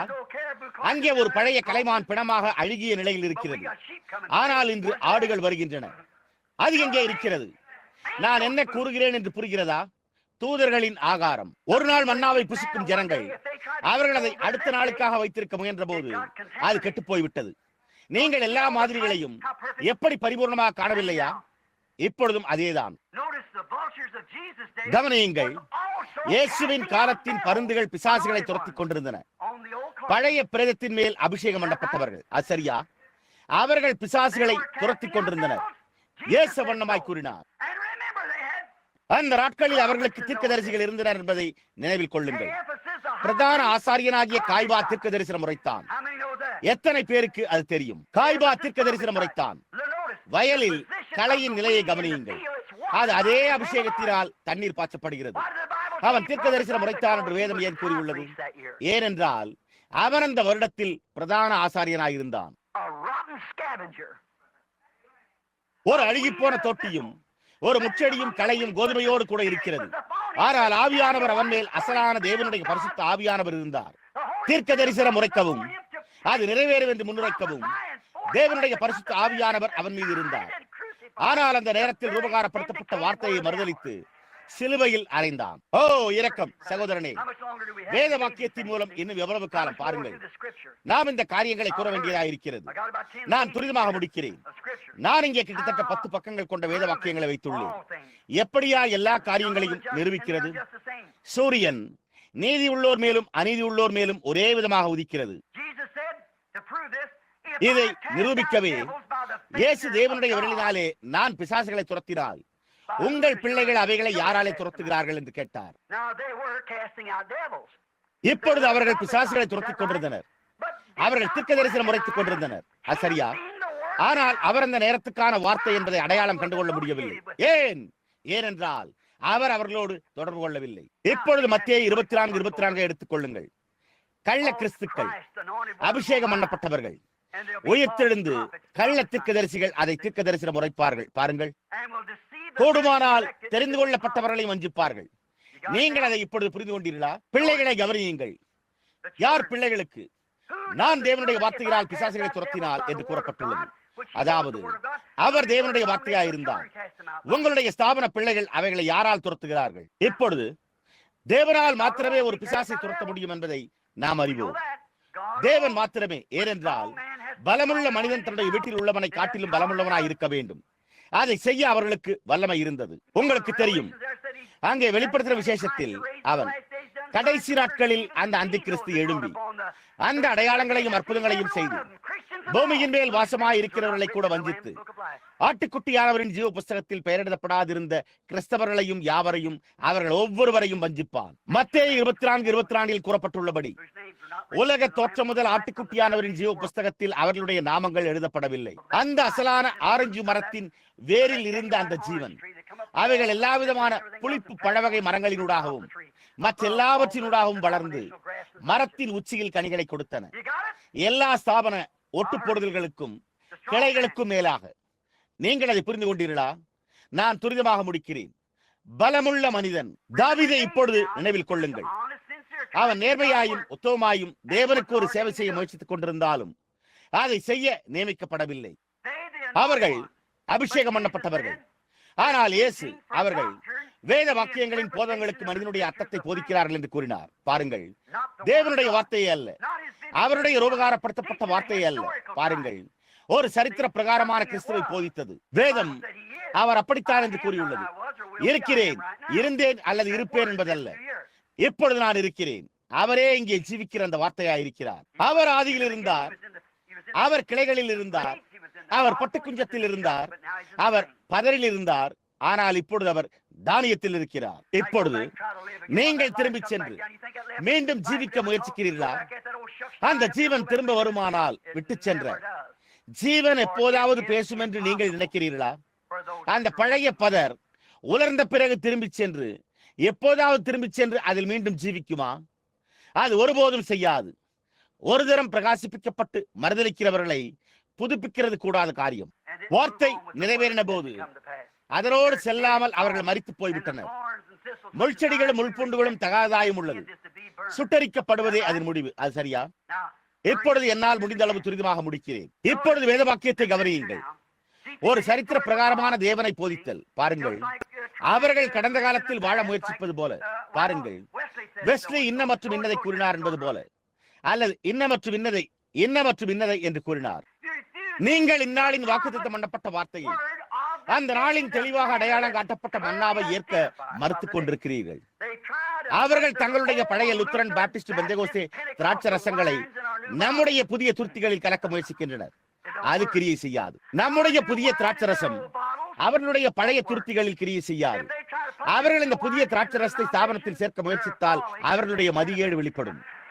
அவர்களால் அதை செய்ய முடியாது. அது அவளை வெடிக்க செய்கிறது. இப்பொழுது சகோதரனே, நான் தேவனுடைய வார்த்தையினாலே பரிபூர்ணமாக கண்டேன். இப்பொழுது இங்கே பாருங்கள் வேத பண்டிதரே, நாம் அதை பெற்றுக்கொள்ள முடியாது. நீங்கள் சமீப காலமாக அதில் சிலவற்றை உடையவர்களாக இருக்கிறீர்கள் என்று நான் நினைக்கிறேன். நாம் அதை இப்பொழுது இங்கே கொண்டிருக்க முடியாது. நான் ஒரு கால் நீங்கள் தொடர்ந்து செல்ல விரும்புகிறேன் என்று உங்களுக்கு தெரியும். பாருங்கள், அது கிரியை செய்யாது. அது வெடித்து சிதறுகிறது. நீங்கள் ஒரு புதிய துண்டு துணியை ஒரு பழைய ஆடையில் இணைப்பதில்லை.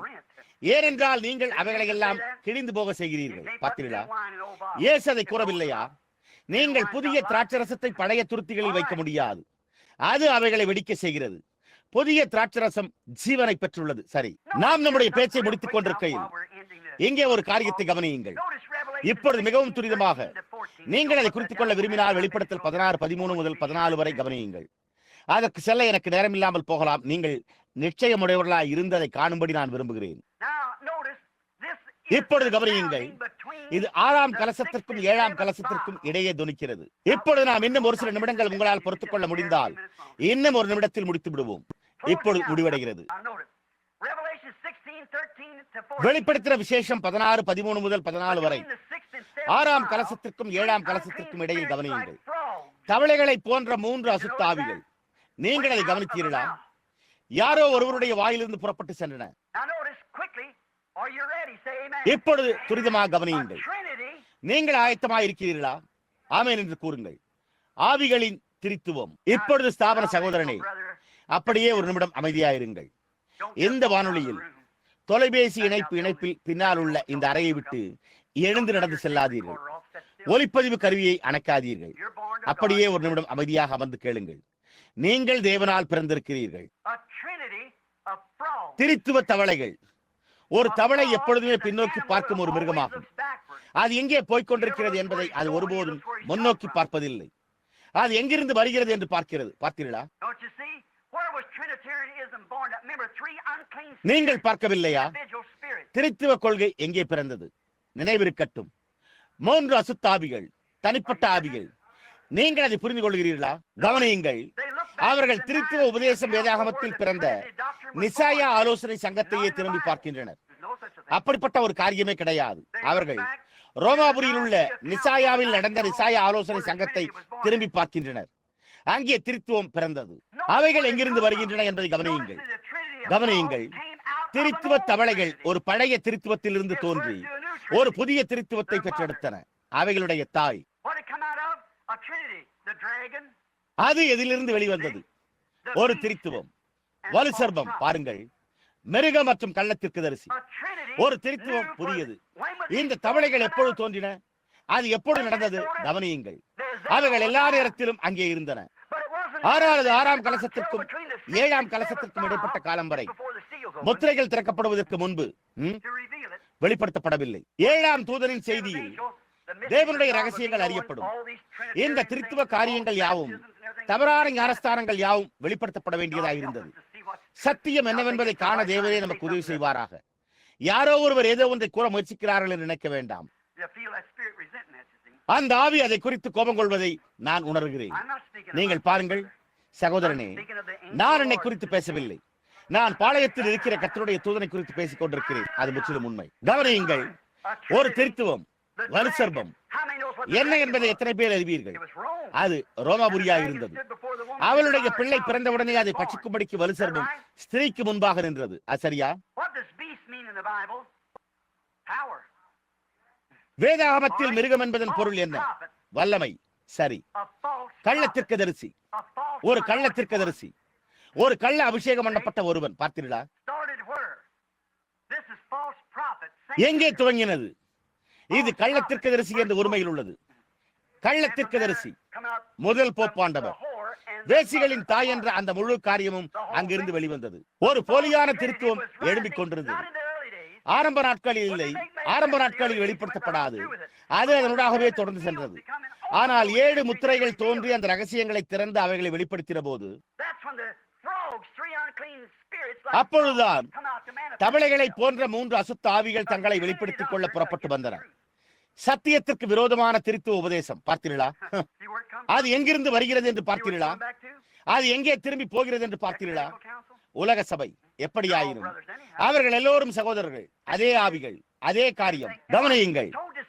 மிகவும் வஞ்சித்து அற்புதங்களை நிகழ்த்துகிறது. இவர்கள் பூமியில் உள்ள எல்லா தேவர்களிடத்திற்கும் புறப்பட்டு சென்று கடைசி நாளில் அவர்களை வஞ்சிக்கும்படிக்கு அற்புதங்களை செய்து அதை செய்வதில் வெற்றி அடைவார்கள். அந்த பொல்லாத ஆவியை குறித்து தேவன் என்ன கூறினார்? மேலும் நான் போய் அந்த தீர்க்கதரிசிகளின் வாயில் பேசி அவர்கள் ஒரு பொய்யை தீர்க்க தரிசனமாக உரைக்க செய்து ஆகாப் அங்கே அழிக்கப்படுவதற்கு காரணமாயிருந்தது. தேவன், போ, நீ வெற்றி அடைவாய், நீ அதை அவர்களை விசுவாசிக்க செய்வாய். அவர்கள் துவக்கத்தில் இருந்தே அந்த வார்த்தையில் இல்லை என்றார். பார்த்தீர்களா? போ, ஏனென்றால் நீ அவனை சம்மதிக்க செய்வாய். நீ கள்ள தீர்க்கதரிசிகளுக்குள் வரும்போது நீ அதை செய்வாய். ஏனென்றால் அவன் அவர்களை சரியாக சார்ந்திருக்கிறான். அவன் வார்த்தையை குறித்து ஒன்றுமே அறியாதிருப்பான். அவன் அதை குறித்து கற்றுக்கொள்ள முயற்சிக்க மாட்டான். அவனால் அதை செய்ய முடியாது. ஏனென்றால் அவன் துவக்கத்திலேயே ஒரு நெருஞ்சில் போஞ்சையாயிருக்கிறபடியால். பார்த்தீர்களா? நீ வெற்றி அடைவாய். இங்கே இந்த கள்ள தவளைகளை பாருங்கள். பின்னோக்கி பார்த்து, ஏன் அவர்கள் அங்கே நிசாயாவில் என்ன கூறினார்கள் என்று உங்களுக்கு தெரியுமா? நிசாயாவில் அவர்கள் என்ன கூறினார்கள் என்பதை குறித்து நான் கவலைப்படுகிறதில்லை. இங்கே தேவனுடைய சிங்காசன தண்டையிலே அவர்கள் கூறினதையே நான் கூறிக்கொண்டிருக்கிறேன். என்னவா இருக்கும், என்னவாக இருக்காது என்பதல்ல, என்னவா இருக்கும். ஏனென்றால் அவர் நான் இருக்கிறேன் என்பதாகும். பார்த்தீர்களா? போலியானது. அதை பாருங்கள்.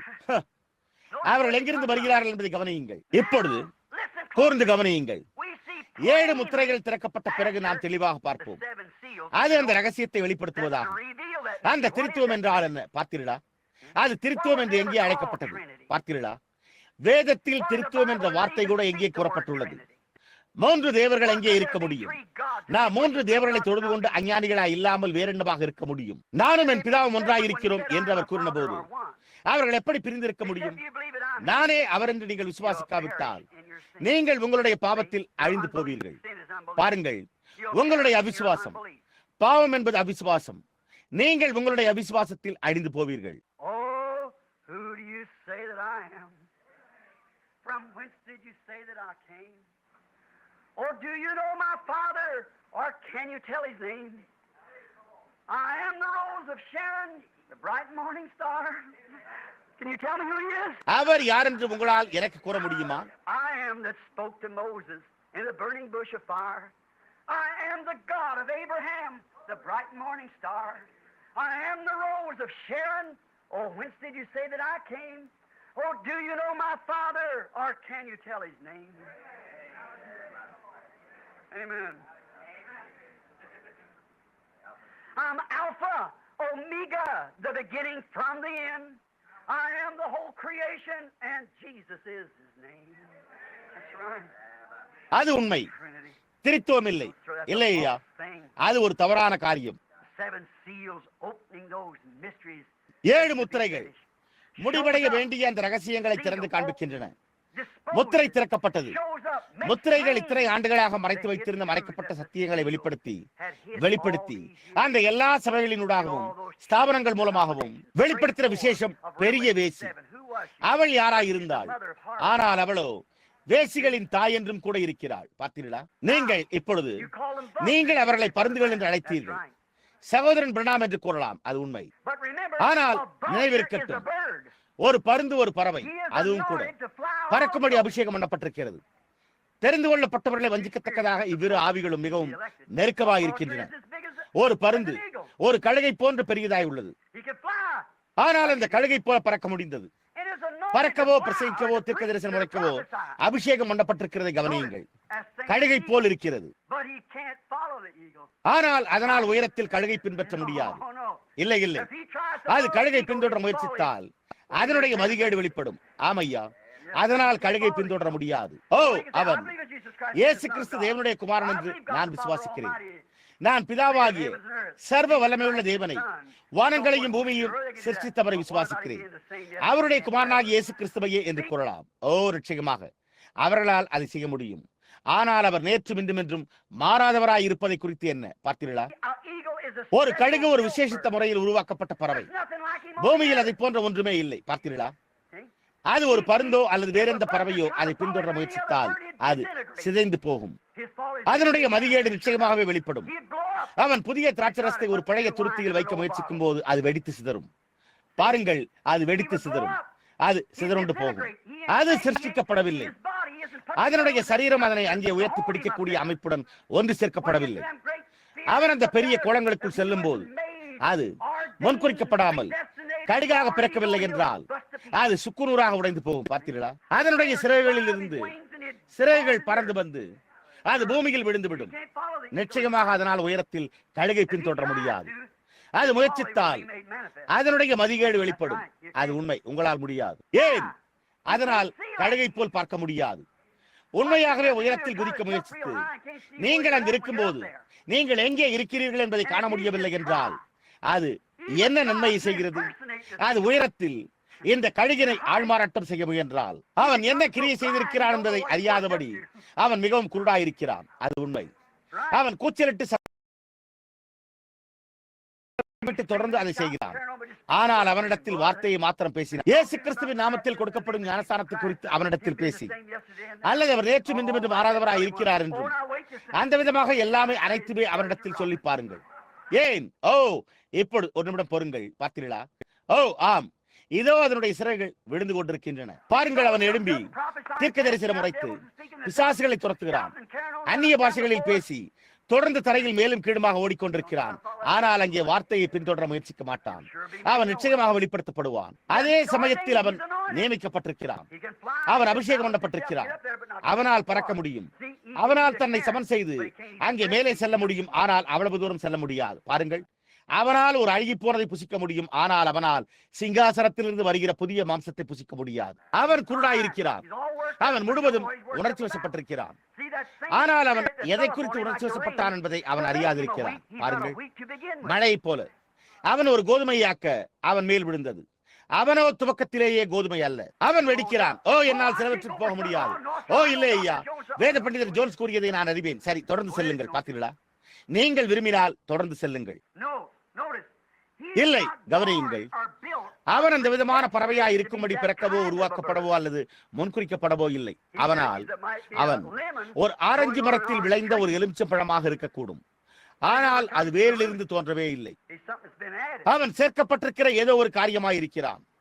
அவர்கள் தங்களுடைய ஸ்தாபனங்களில் முன்குறிக்கப்பட்ட தேவனுடைய வார்த்தை உருவகாரப்படுத்தப்படுவதை காண முடியாத அளவிற்கு உயர முயற்சிக்கும் போது அப்பொழுது அவர்களுடைய மதிகேடு வெளிப்படும். ஓ, அந்த காரியம் தலைக்கு மேல் ஒளிவட்டம் மற்றும் அனைத்தும், ஓ, அது அர்த்தமற்றது என்றாகிவிடுகிறது. பார்த்தீர்களா, வெளிப்படுத்தப்படுகிறது. அவ்வளவு தூரம் காணும்படியாக அவன் உருவாக்கப்பட்டிருக்கவில்லை. அவனுடைய ஸ்தாபன கண்ணாடி அவனை நோக்கி பார்க்க அனுமதிக்கும் அளவிற்கு மாத்திரமே அவனால் காண முடியும். ஆனால் அதற்கு பிறகு அவன் ஒரு வௌவாலை போல குருடாயிருக்கிறான்.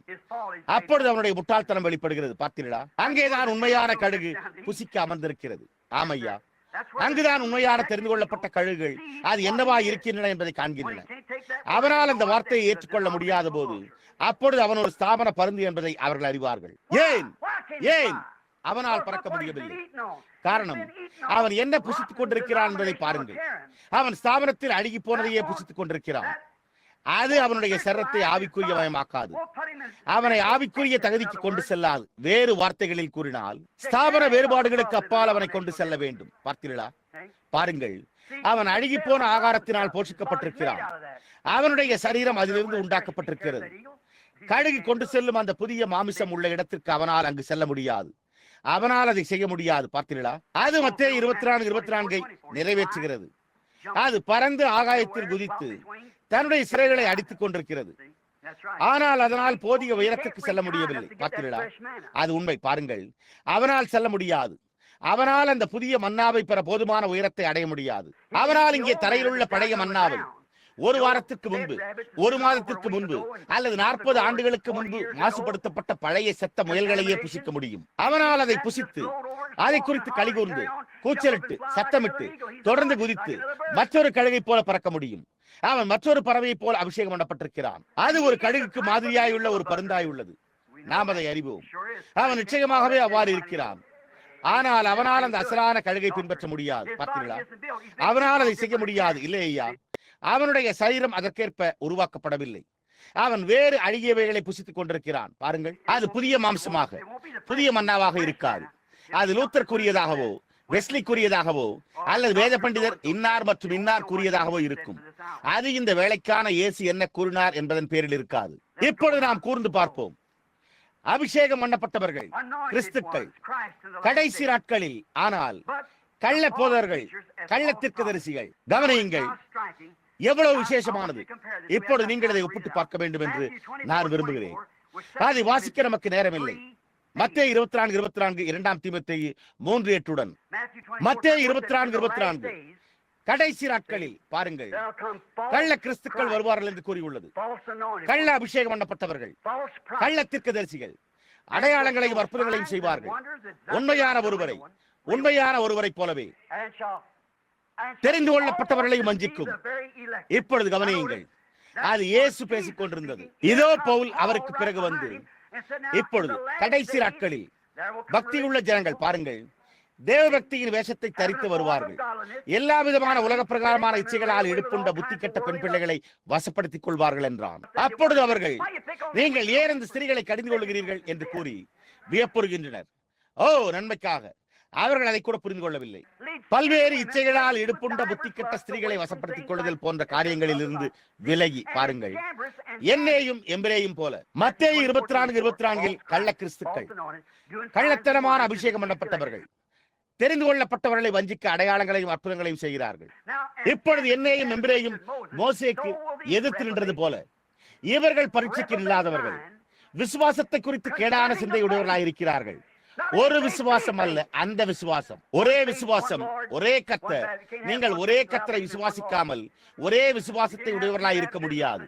நீங்கள் இரண்டு ஞானஸ்தானங்களை பெற்றுக்கொள்ள முடியாது. பிதா, குமாரன், பரிசுத்தாவி என்ற ஒன்று அல்ல, ஒரே ஞானஸ்தானம், இயேசு கிறிஸ்து. பார்த்தீர்களா? அது உண்மை. பாருங்கள், தவறான ஞானஸ்தானம். கவனியுங்கள். நீங்கள் வீட்டிற்கு வந்தவுடன் அவைகளை ஒன்றாக ஒப்பிட்டு பாருங்கள். கவனியுங்கள். மத்தேயு 24:24 இயேசு பேசுகிறார்.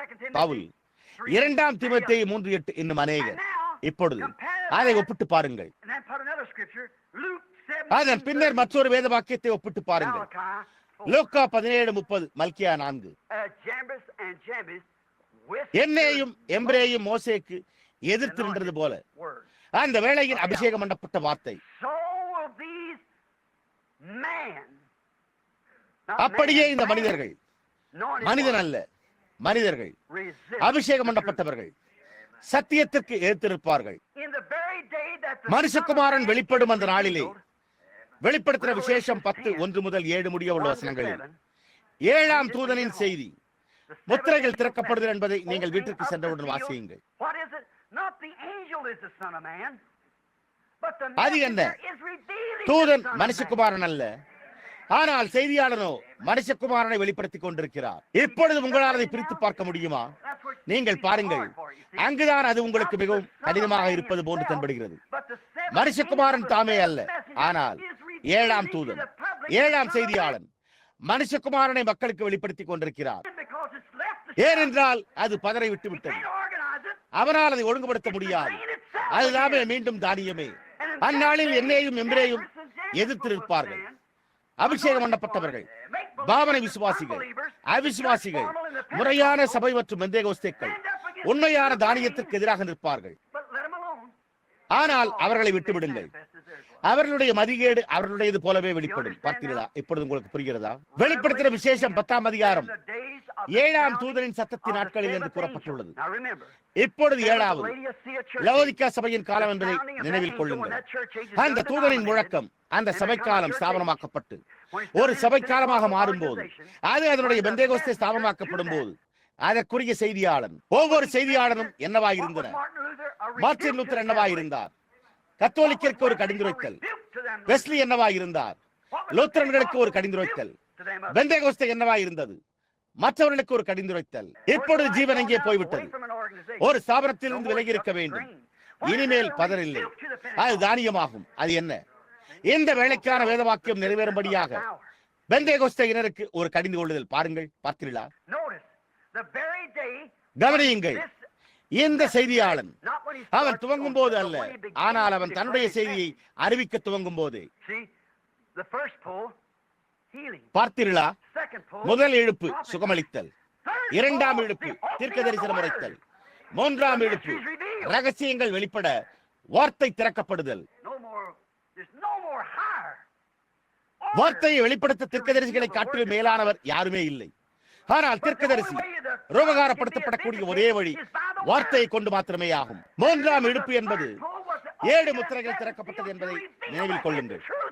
வார்த்தையில் முத்திரையிடப்பட்டிருக்கிற மறைவான சத்தியத்தை வெளிப்படுத்தும். நீங்கள் அதை புரிந்து கொள்கிறீர்களா?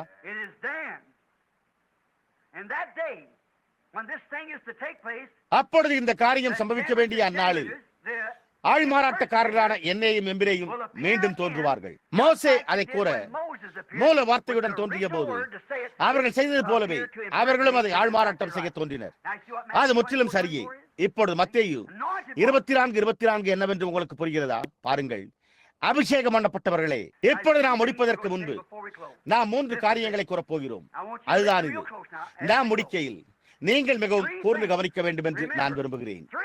3 காரியங்கள் நினைவிருக்கட்டும். 3 காரியங்கள் நிறைவேற்றப்பட்டுள்ளன. இப்பொழுது உங்களுக்கு முன்பாக 3 காரியங்கள் உள்ளன. முதலாவதாக, உலகம் ஒரு சோதோமின் நிலையில் உள்ளது. அது சம்பவிக்கும் என்று இயேசு கூறினார். தாறுமாறாக்குதலை பாருங்கள். நம்முடைய ஸ்திரீகள் ஆண்களைப் போல நடந்து கொள்ள முயல்கின்றனர். நம்முடைய புருஷர்கள் பெண்மைத்தன்மை கொண்ட பெண்களைப் போல நடந்து கொள்ள முயல்கின்றனர்.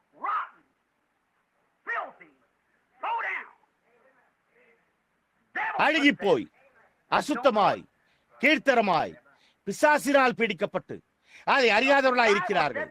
அது சம்பவிக்கும் என்று வேதம் கூறியுள்ளது. அங்கேதான் அது உள்ளது. இரண்டாவதாக, இங்கே வேத வாக்கியத்தின்படி அந்த வேளையில் தான் என்னையும் எம்பிரேயும் தோன்றுகிறார்கள். இரண்டாவதாக, thirdly, it's that same hour that the Son of Man is மூன்றாவதாக being revealed. அதே நேரத்தில் மனுஷகுமாரன் வெளிப்பட வேண்டும். அங்குதான் உங்களுடைய விசுவாசியும் உங்களுடைய பாவனை விசுவாசியும் உங்களுடைய அவிசுவாசியும் உள்ளனர். ஒரு அசலான வார்த்தை உருவகாரப்படுத்தப்பட்டு நிலைத்திருக்கிறது. பாவனை விசுவாசி அதை ஆள்மாறாட்டம் செய்கிறான். அங்கே அவிசுவாசி முழு காரியத்தையும் புறக்கணிக்கிறான். About the evening time, way to glory you will surely find. Is that right?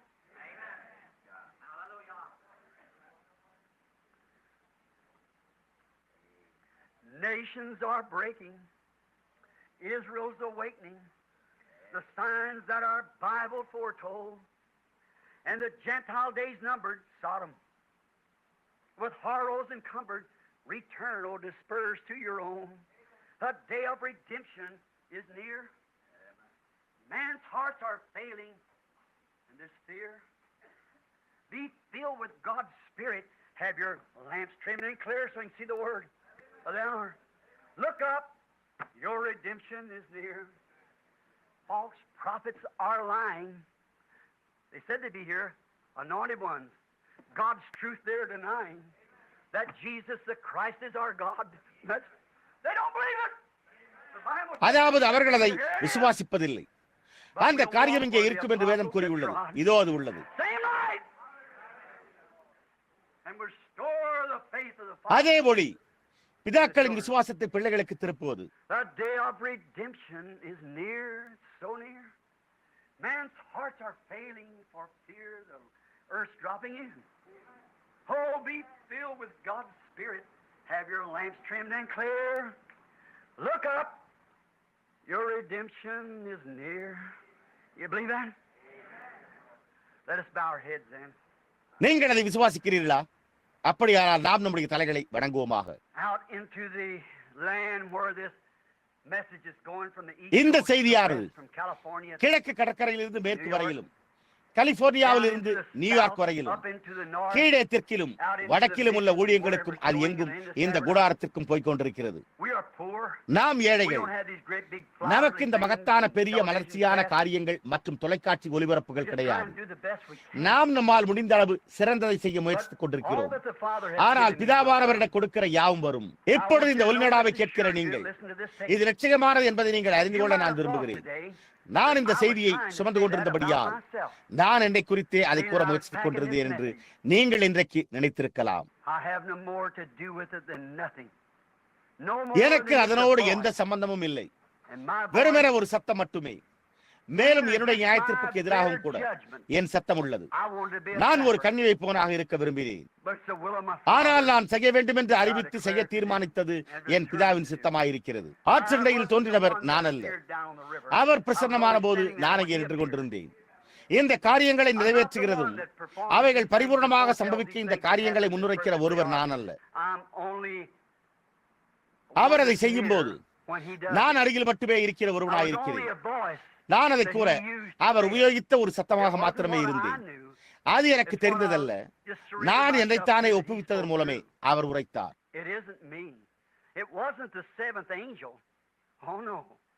அது நான் அல்ல. அது ஏழாம் தூதன் அல்ல.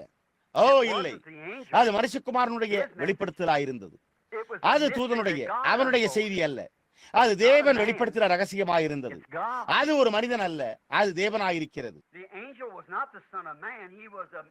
தூதன் மனுஷகுமாரன் அல்ல, அவர் மனுஷகுமாரனிடமிருந்து வந்த செய்தியாளனாயிருந்தார்.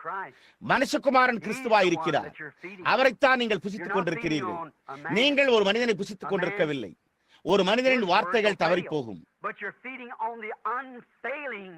ஆனால் நீங்கள் மனுஷகுமாரனுடைய தவறாத சரீரத்தின் வார்த்தையை புசித்துக் கொண்டிருக்கிறீர்கள். நீங்கள் ஒவ்வொரு வார்த்தையின் பேரிலும் முழுமையாக புசித்திருக்கவில்லை என்றால் இந்த எல்லா ஸ்தாபனங்களுக்கும் உலகத்தின் காரியங்களுக்கும் மேலாக பறக்க உங்களுக்கு பலனை அளிக்கும்படிக்கு நாங்கள் ஜெபிக்கையில் இந்த நேரத்தில் நீங்கள் அதை செய்வீர்களா?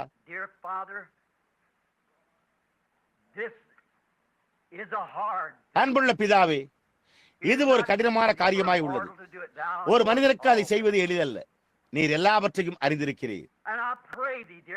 அன்புள்ள தேவரே, அது தவறாக புரிந்து கொள்ளப்படாதபடிக்கு நான் உம்மிடம் ஜெபிக்கிறேன். ஆனால் உம்முடைய வார்த்தையின் வெளிச்சத்தில் ஜனங்கள் நடப்பார்களாக.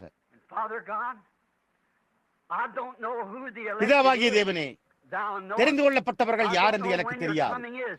நீர் அறிந்திருக்கிறீர். உம்முடைய வருகை எப்பொழுது என்று எனக்கு தெரியாது. ஆனால் இது சம்பவிக்கும் போது இந்த போலியான அபிஷேகம் பண்ணப்பட்டவர்கள் அவர்கள் சரியாக துவங்கின போது இல்லை. மோசே அவர்களை அப்படியே விட்டுவிட்டான். ஏனென்றால் அவனால் அதை குறித்து ஒன்றுமே செய்ய முடியவில்லை. நீர் கூறிக்கொண்டிருந்ததை மாத்திரமே அவனால் கூற முடிந்தது.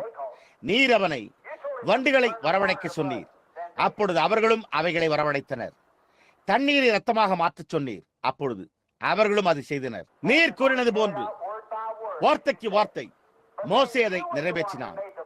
ஆனால் அதன் பின்னர் நீரே மதிகேட்டை வெளிப்படுத்தின ஒருவராயிருந்தீர். இப்பொழுதும் பிதாவே, இன்னமும் நீர் தேவனாயிருக்கிறீர். கடைசி நாட்களில் இது சம்பவிக்கும் என்று அதே வார்த்தை கூறியுள்ளது. கடந்த ஞாயிற்றுக்கிழமை நாங்கள் கூறினது போல அநேக நேர்மையான நபர்கள் தங்களுடைய கரத்தை அந்த பெட்டியின் மேல் ஒரு புதிய வண்டியின் மேல் வைத்து லேவியர்களின் தோள்பட்டைகளில் சுமக்காமல் பாவத்தினாலும் அக்கிரமங்களினாலும் மரித்தவர்களாய் தங்களுடைய சொந்த மனசாட்சிக்கு விரோதமாக வாதிட்டு மரித்திருக்கின்றனர். அநேக ஊழியக்காரர்கள் தங்களுடைய படிப்பாய்வில் அமர்ந்து கொண்டு அந்த வார்த்தையை வாசித்து பக்கத்தை துரிதமாக மாற்றிவிடுகின்றனர். தங்களுடைய சபையோடும் தங்களுடைய ஸ்தாபனத்தோடும் அவர்கள் பொதுமக்களிடம் உள்ள சமுதாய அந்தஸ்தை இழந்து விடுவார்கள் என்பதற்காகவுமே அதை கடிந்துரைக்காமல் தள்ளிவிடுகின்றனர். அதை ஒருபோதும் செய்யாதபடிக்கு தேவன் எங்களுக்கு உதவி செய்வீராக. கர்த்தாவே, உலகத்தின் எல்லா அசுத்தங்களில் இருந்தும் எங்கள் இருதயங்களை சுத்திகரியும். கர்த்தாவே, நான் சுத்திகரிப்புக்காக ஆயத்தமாக நிற்கிறேன். நான் இந்த சபையோடும் கேட்டுக்கொண்டிருக்கிற எல்லோரோடும் இந்த ஒளிநடாவை கேட்பவர்களோடும் ஆயத்தமாக நிற்கிறேன். கர்த்தாவே, நான் நின்று சுத்திகரிப்புக்காக வேண்டிக் கொள்ளுகிறேன். கர்த்தாவே, கோயிலுடைய வீட்டிற்கு என்னை கொண்டு சென்று என்னை உடைத்து நீர் விரும்பும் ஒரு ஊழியக்காரனாக என்னை உருவாக்கி தந்தருளும். ஏனென்றால் கர்த்தராகிய இயேசுவே, நான் அசுத்த உதடுள்ள மனுஷன் என்று ஏசாயா சத்தமிட்டது போல அசுத்த உதடுள்ள ஜனங்களிடத்தில் வாசமாயிருக்கிறேன். எனக்கு ஐயோ! ஏனென்றால் ஏசாயா தேவதூதர்களை ஆலயத்தில் கண்டது போல தேவனுடைய வெளிப்படுவதை நான் காண்கிறேன். கர்த்தாவே, நான் முடிவு நேரத்தை காண்கிறேன். எனக்கும் என் குடும்பத்திற்கும் ஐயோ! எனக்கும் என் ஜனங்களுக்கும் ஐயோ! ஓ நித்திய தேவனே, எங்கள் மேல் இரக்கமாயிரும். நான் எனக்காகவும் ஜனங்களுக்காகவும் மன்றாடுகிறேன். விசுவாசிக்காதவர்களோடு நாங்கள் கெட்டுப் போகாமல் விசுவாசிகளோடு ஜீவிப்போமாக. ஒவ்வொரு ஸ்தாபனமும் கர்த்தாவே, ஒவ்வொரு மனிதனும் அல்லது ஸ்திரீயும் நீர் ஒரு ஸ்தாபனத்திற்கு எதிராக இருக்கிறீர் என்பதை நான் அறிந்திருக்கும் போது நான் அதை உம்மை ஆசீர்வதிக்கும்படி கேட்க முடியாது. ஆனால் கர்த்தாவே, அவைகளுக்கு மத்தியில் உம்முடைய ஆடுகளில் ஒன்றை நீர் வைத்திருந்தால் அவர்கள் இந்த ஒளிநடாவை கேட்கட்டும் என்று மாத்திரமே என்னால் கூற முடியும். கர்த்தாவே, அவர்கள் அதை கேட்டு நீர் அவர்களுக்கு கொடுக்கும் புரிந்து கொள்வதை கொண்டு அவர்கள் வெளியே வந்து உம்மை ஏற்றுக்கொள்வார்களாக. அவர்கள் இந்நாளின் குருட்டுத்தனத்தினாலும் பாரம்பரியத்தினாலும் வஞ்சிக்கப்படாது இருப்பார்களாக. வேறொரு நாளில் பிரேதமாக இருந்த ஏதோ ஒன்றை அவர்கள் புசிக்க முயற்சிக்காது இருப்பார்களாக. அவர்கள் வார்த்தையை எடுத்துக் கொள்வார்களாக.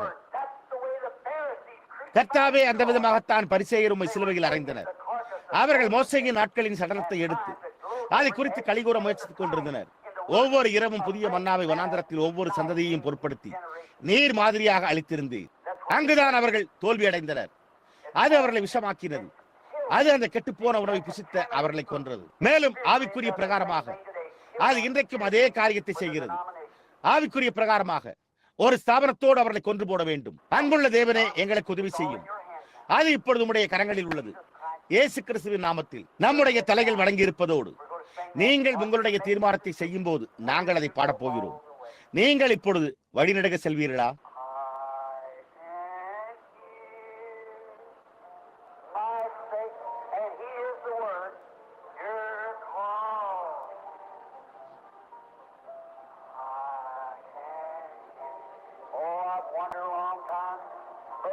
ஓ, நான் நீண்ட காலமாக அலைந்து திரிந்தேன். ஆனால் உண்மையாகவே இப்பொழுதே நான் தடவிக் கொண்டிருக்கிற நீங்கள் யாவரும் என்னிடத்தில் வாருங்கள் என்று அவர் கூறுவதை கேட்கிறேன். உன்னுடைய சிலுவையை எடுத்துக்கொண்டு அனுதினமும் என்னை பின்பற்றி வா. ஆம், நான் மரண இருளின் பள்ளத்தாக்கிலே நடந்தாலும் பொல்லாப்புக்கு பயப்படேன். நிழலுள்ள பசுமையான புல்லுள்ள இடங்களினூடாகவும் அமர்ந்த தண்ணீர்கள் அண்டையிலும் நடத்துகிறார்.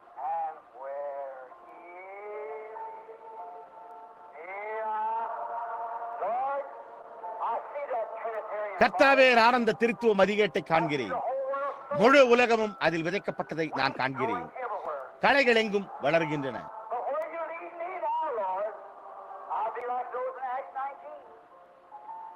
ஆனால் கர்த்தாவே, இப்பொழுது நீர் என்னை எங்கே வழிநடத்துகிறீர்? அப்போஸ்தலர் 19ஆம் அதிகாரத்தில் உள்ளவர்களைப் போல நான் இருப்பேன். அவர்கள் இதை கேட்டபோது அவர்கள் இயேசு கிறிஸ்துவின் நாமத்தினால் ஞானஸ்நானம் பெற்றார்கள். கர்த்தாவே, உம்மை ஏற்றுக்கொள்ளும்படியான பாதையின் ஒரு பகுதிக்கு நான் சென்றிருக்கிறேன்.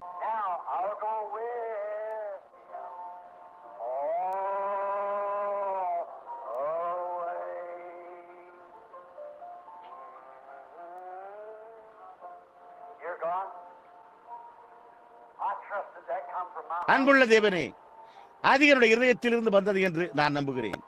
இந்த நேரத்தில் பாடிக்கொண்டிருக்கிற ஒவ்வொருவருடைய இருதயத்திலிருந்தும் அது வருகிறது என்று நான் நம்புகிறேன்.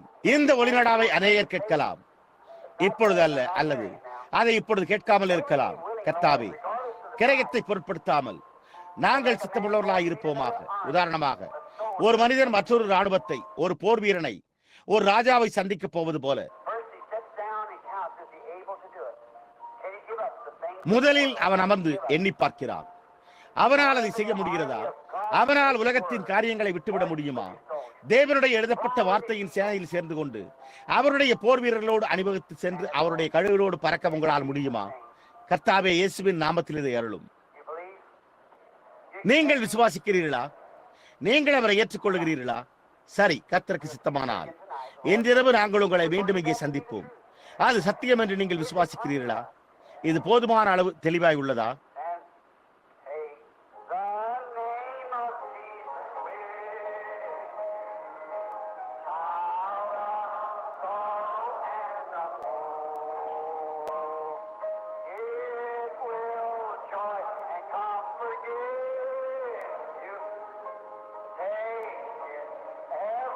இப்பொழுது உங்களுக்கு அருகில் உள்ள யாரோ ஒருவருடன் கரங்குலுக்குங்கள்.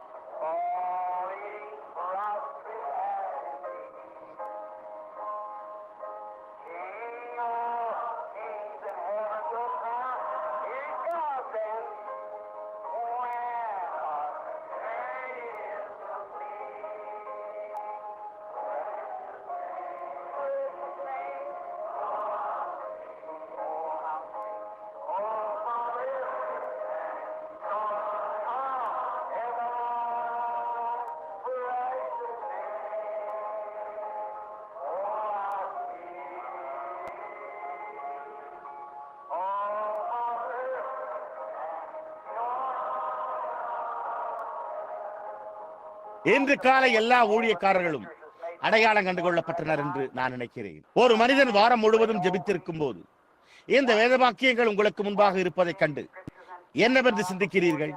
பவுல், நான் சுவிசேஷத்தை பிரசங்கிக்காதிருந்தால் எனக்கு ஐயோ என்றான். அவனுடைய பாதையின் முடிவில் அவன், எனக்கு கொடுக்கப்பட்ட தேவனுடைய ஆலோசனை முழுவதையும் நான் உங்களுக்கு அறிவிக்காமல் மறைத்து வைக்கவில்லை என்றான். நான் சில சமயங்களில் காரியங்களை அடையாளம் கண்டுகொள்ள மறந்துவிட்டேன்.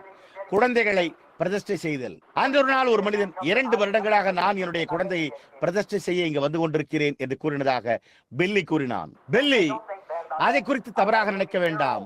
எனக்கு 1 வயது குழந்தை உள்ளது. அவன் இன்னும் பிரதிஷ்டை செய்யப்படவில்லை. எனவே அவன் அங்கே தானே நடந்து செல்லும் போதுமான வயதாகும் வரை நான் காத்திருக்க போகிறேன் என்று நான் யூகிக்கிறேன் என்று கூறினான். எனவே சகோதரனே, சகோதரியே, நாம் காண்கிறோம். அதல்ல, பாருங்கள், ஒரு காரியம், நாம் நம்முடைய பிள்ளைகளை பிரதிஷ்டை செய்ய வேண்டும். நாம் ஒவ்வொருவருக்கும் ஞானஸ்தானம் கொடுக்க வேண்டும். அங்கே ஒரு தண்ணீர் தொட்டி உள்ளது, இங்கே தண்ணீர் உள்ளது. நீங்கள் அப்படி செய்திருக்கவில்லை என்றால் உங்களுக்கு எது தடையாக இருக்கிறது? இங்கே தண்ணீர் உள்ளது. இப்பொழுதே வாருங்கள். இன்றிரவு வரை காத்திருக்க வேண்டாம். இப்பொழுதே வாருங்கள்.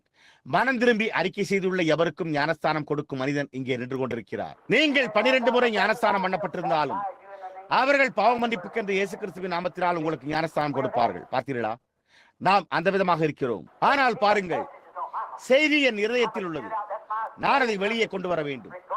என்னுடைய மனைவி என்ன கூறினாலும், என்னுடைய பிள்ளைகள் என்ன கூறினாலும், என்னுடைய போதகர் என்ன கூறினாலும், நான் என்ன கூறிக்கொண்டாலும் பொருட்படுத்தாமல், அதுவே என்னுடைய ஒரே நோக்கம். அது என்னுடைய கர்த்தர். நான் அதை வெளியே கொண்டு வர வேண்டும். அதுவே என்னுடைய ஒரே நோக்கம். இப்பொழுது அநேக சமயங்களில் நான் ஊழியக்காரர்களை அடையாளம் கண்டுகொள்ள மறந்து விடுகிறேன். நம்முடைய சகோதரன் நெவில் ஒரு விலையேறப்பட்ட மனிதர் என்று நான் யூகிக்கிறேன். இங்குள்ள இந்த மற்ற சகோதரர்களே, நாங்கள் உங்களை வரவேற்பதில் மகிழ்ச்சி அடைகிறோம். சகோதரனே, நாங்கள் வித்தியாசமாக இருக்க வேண்டும் என்பதில் நாங்கள் உங்களுடன் இணங்கவில்லை என்பதனால் அல்ல. இங்குள்ள அநேகர் திருத்துவ பிரசங்கிமார்களாக இருக்கலாம். நாங்கள் உங்களோடு கோபம் கொள்ள விரும்பவில்லை. நாங்கள் உங்களை நேசிக்கிறோம். நாங்கள் விசுவாசிக்கவில்லை என்றால், நான் அதை விசுவாசிக்கவில்லை என்றால், நான் முழங்காற்படியிட்டு தேவனே என்னை சரிபடுத்தும் என்று கூறும் வரையில் நான் இந்த சபையை விட்டு ஒருபோதும் செல்லவே மாட்டேன். நான் அந்த கர்வமான சுயநல ஆவி என்னுடைய ஆவியோடு கலந்திருக்க விரும்பவில்லை. என்னுடைய ஆவி தூய்மையாகவும் சுத்தமாகவும் சகோதர சிநேகமாகவும் பரிசுத்த ஆவியோடு பரிசுத்தமாகவும் இருக்க வேண்டும் என்று நான் விரும்புகிறேன். இப்பொழுது யாராவது எனக்கு ஏதாவது தவறு செய்தால் அது பரவாயில்லை. நான் அவர்களை பற்றி திரும்பி பேச உரிமை இருந்தாலும் நான் அதை என் வாழ்க்கையில் விரும்பவில்லை. இல்லை, எனக்கு அன்பு இருக்க வேண்டும். அதற்காக அப்பால் முற்றிலுமாக பதிலளிக்கிற அன்பினால் திருத்திக் கொள்ள நான் ஆயத்தமாக இருக்க விரும்புகிறேன். நான் வித்தியாசமாக இருக்க வேண்டும் என்று கருதவில்லை.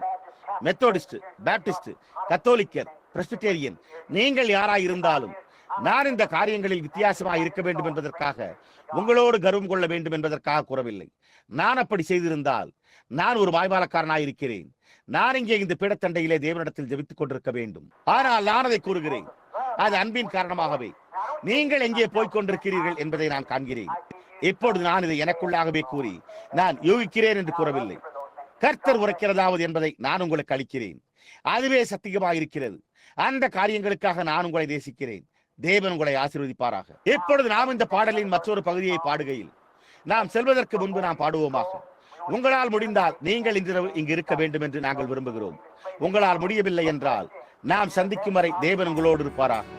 தேவன் உங்களை ஆசீர்வதித்து அவருடைய தேசத்தின் மிகச்சிறந்ததை உங்களுக்கு அளிக்க வேண்டும் என்று நாங்கள் ஜெபிக்கிறோம். பாருங்கள்.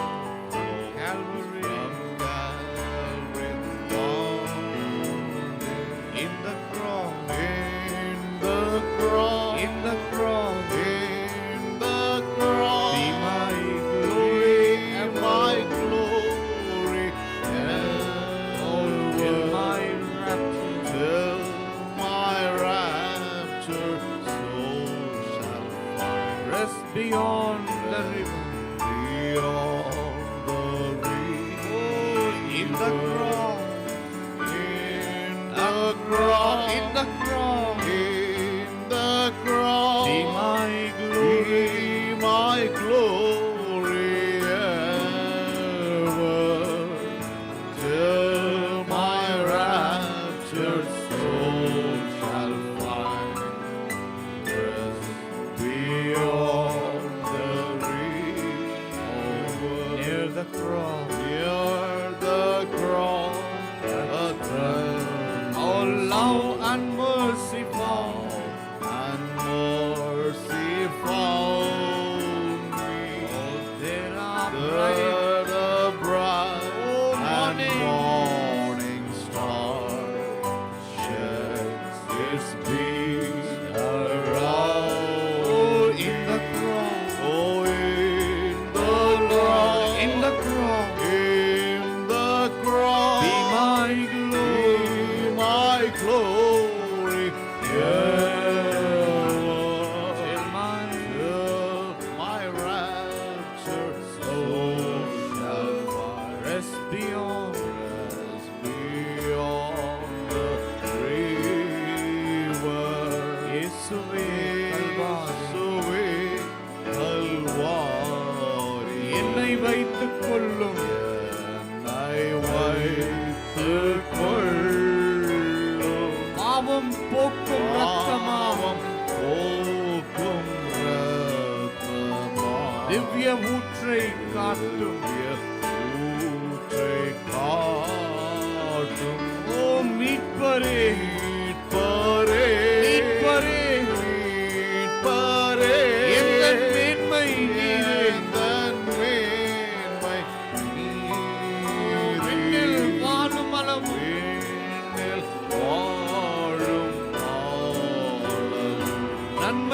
செய்குவீரே மை செய்குவீரே. பாவியின் பாவியே கல்வாரி ஓர் ரட்சிப்பை பெற்றேனே ரட்சிப்பை பெற்றேனே. ஞான ஜோதி தோன்றும் ஞான ஜோதி தோன்றும் ஓ கண்டு பூரித்தேனே ஓ மீட்பரே மீட்பரே மீட்பரே மீட்பரே எந்தன் மேன்மை எந்தன் மேன்மை நீரே. என்னில் வாழும் அளவும் என்னில் வாழும் ஆளவும் நன்மை செய்குவீரே மை செய்குவீரே. ஓ ரட்சகா கல்வாரி ரட்சகா கல்வாரி காட்சி கண் கண்டோனாக பக்தியோடு ஜீவிக்க பக்தியோடு ஜீவிக்க என்னை ஆள்வீராக ஆழ்வீராக. மீட்பரே மீட்பரே மீட்பரே மீட்பரே எந்தன் மேன்மை நீரே எந்தன் மேன்மை நீரே. என்னில் வாழும் அளவும் என்னில் வாழும் ஆளவும் நன்மை செய்குவீரே மை செய்குவீரே. இன்னமும் என்னில் வாழும் ஓ ஆளவும் நன்மை செய்குவீரே மை செய்குவீரே. இன்னமும் கல்வாரி நாமும் ஓ கல்வாரி ஆவலாய் நிற்பேனே ஆவலாய் நிற்பேனே.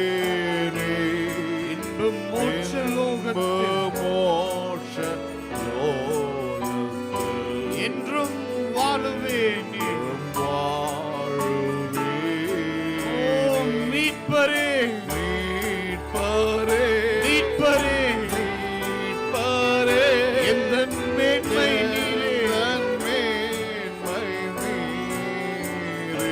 என்னில் வாழும் அளவும் என்னில் வாழும் ஆளவும் ஓ நன்மை செய்கும் மை செய்குவீரே. விண்ணில் வாழும் அளவும் விண்ணில் வாழும்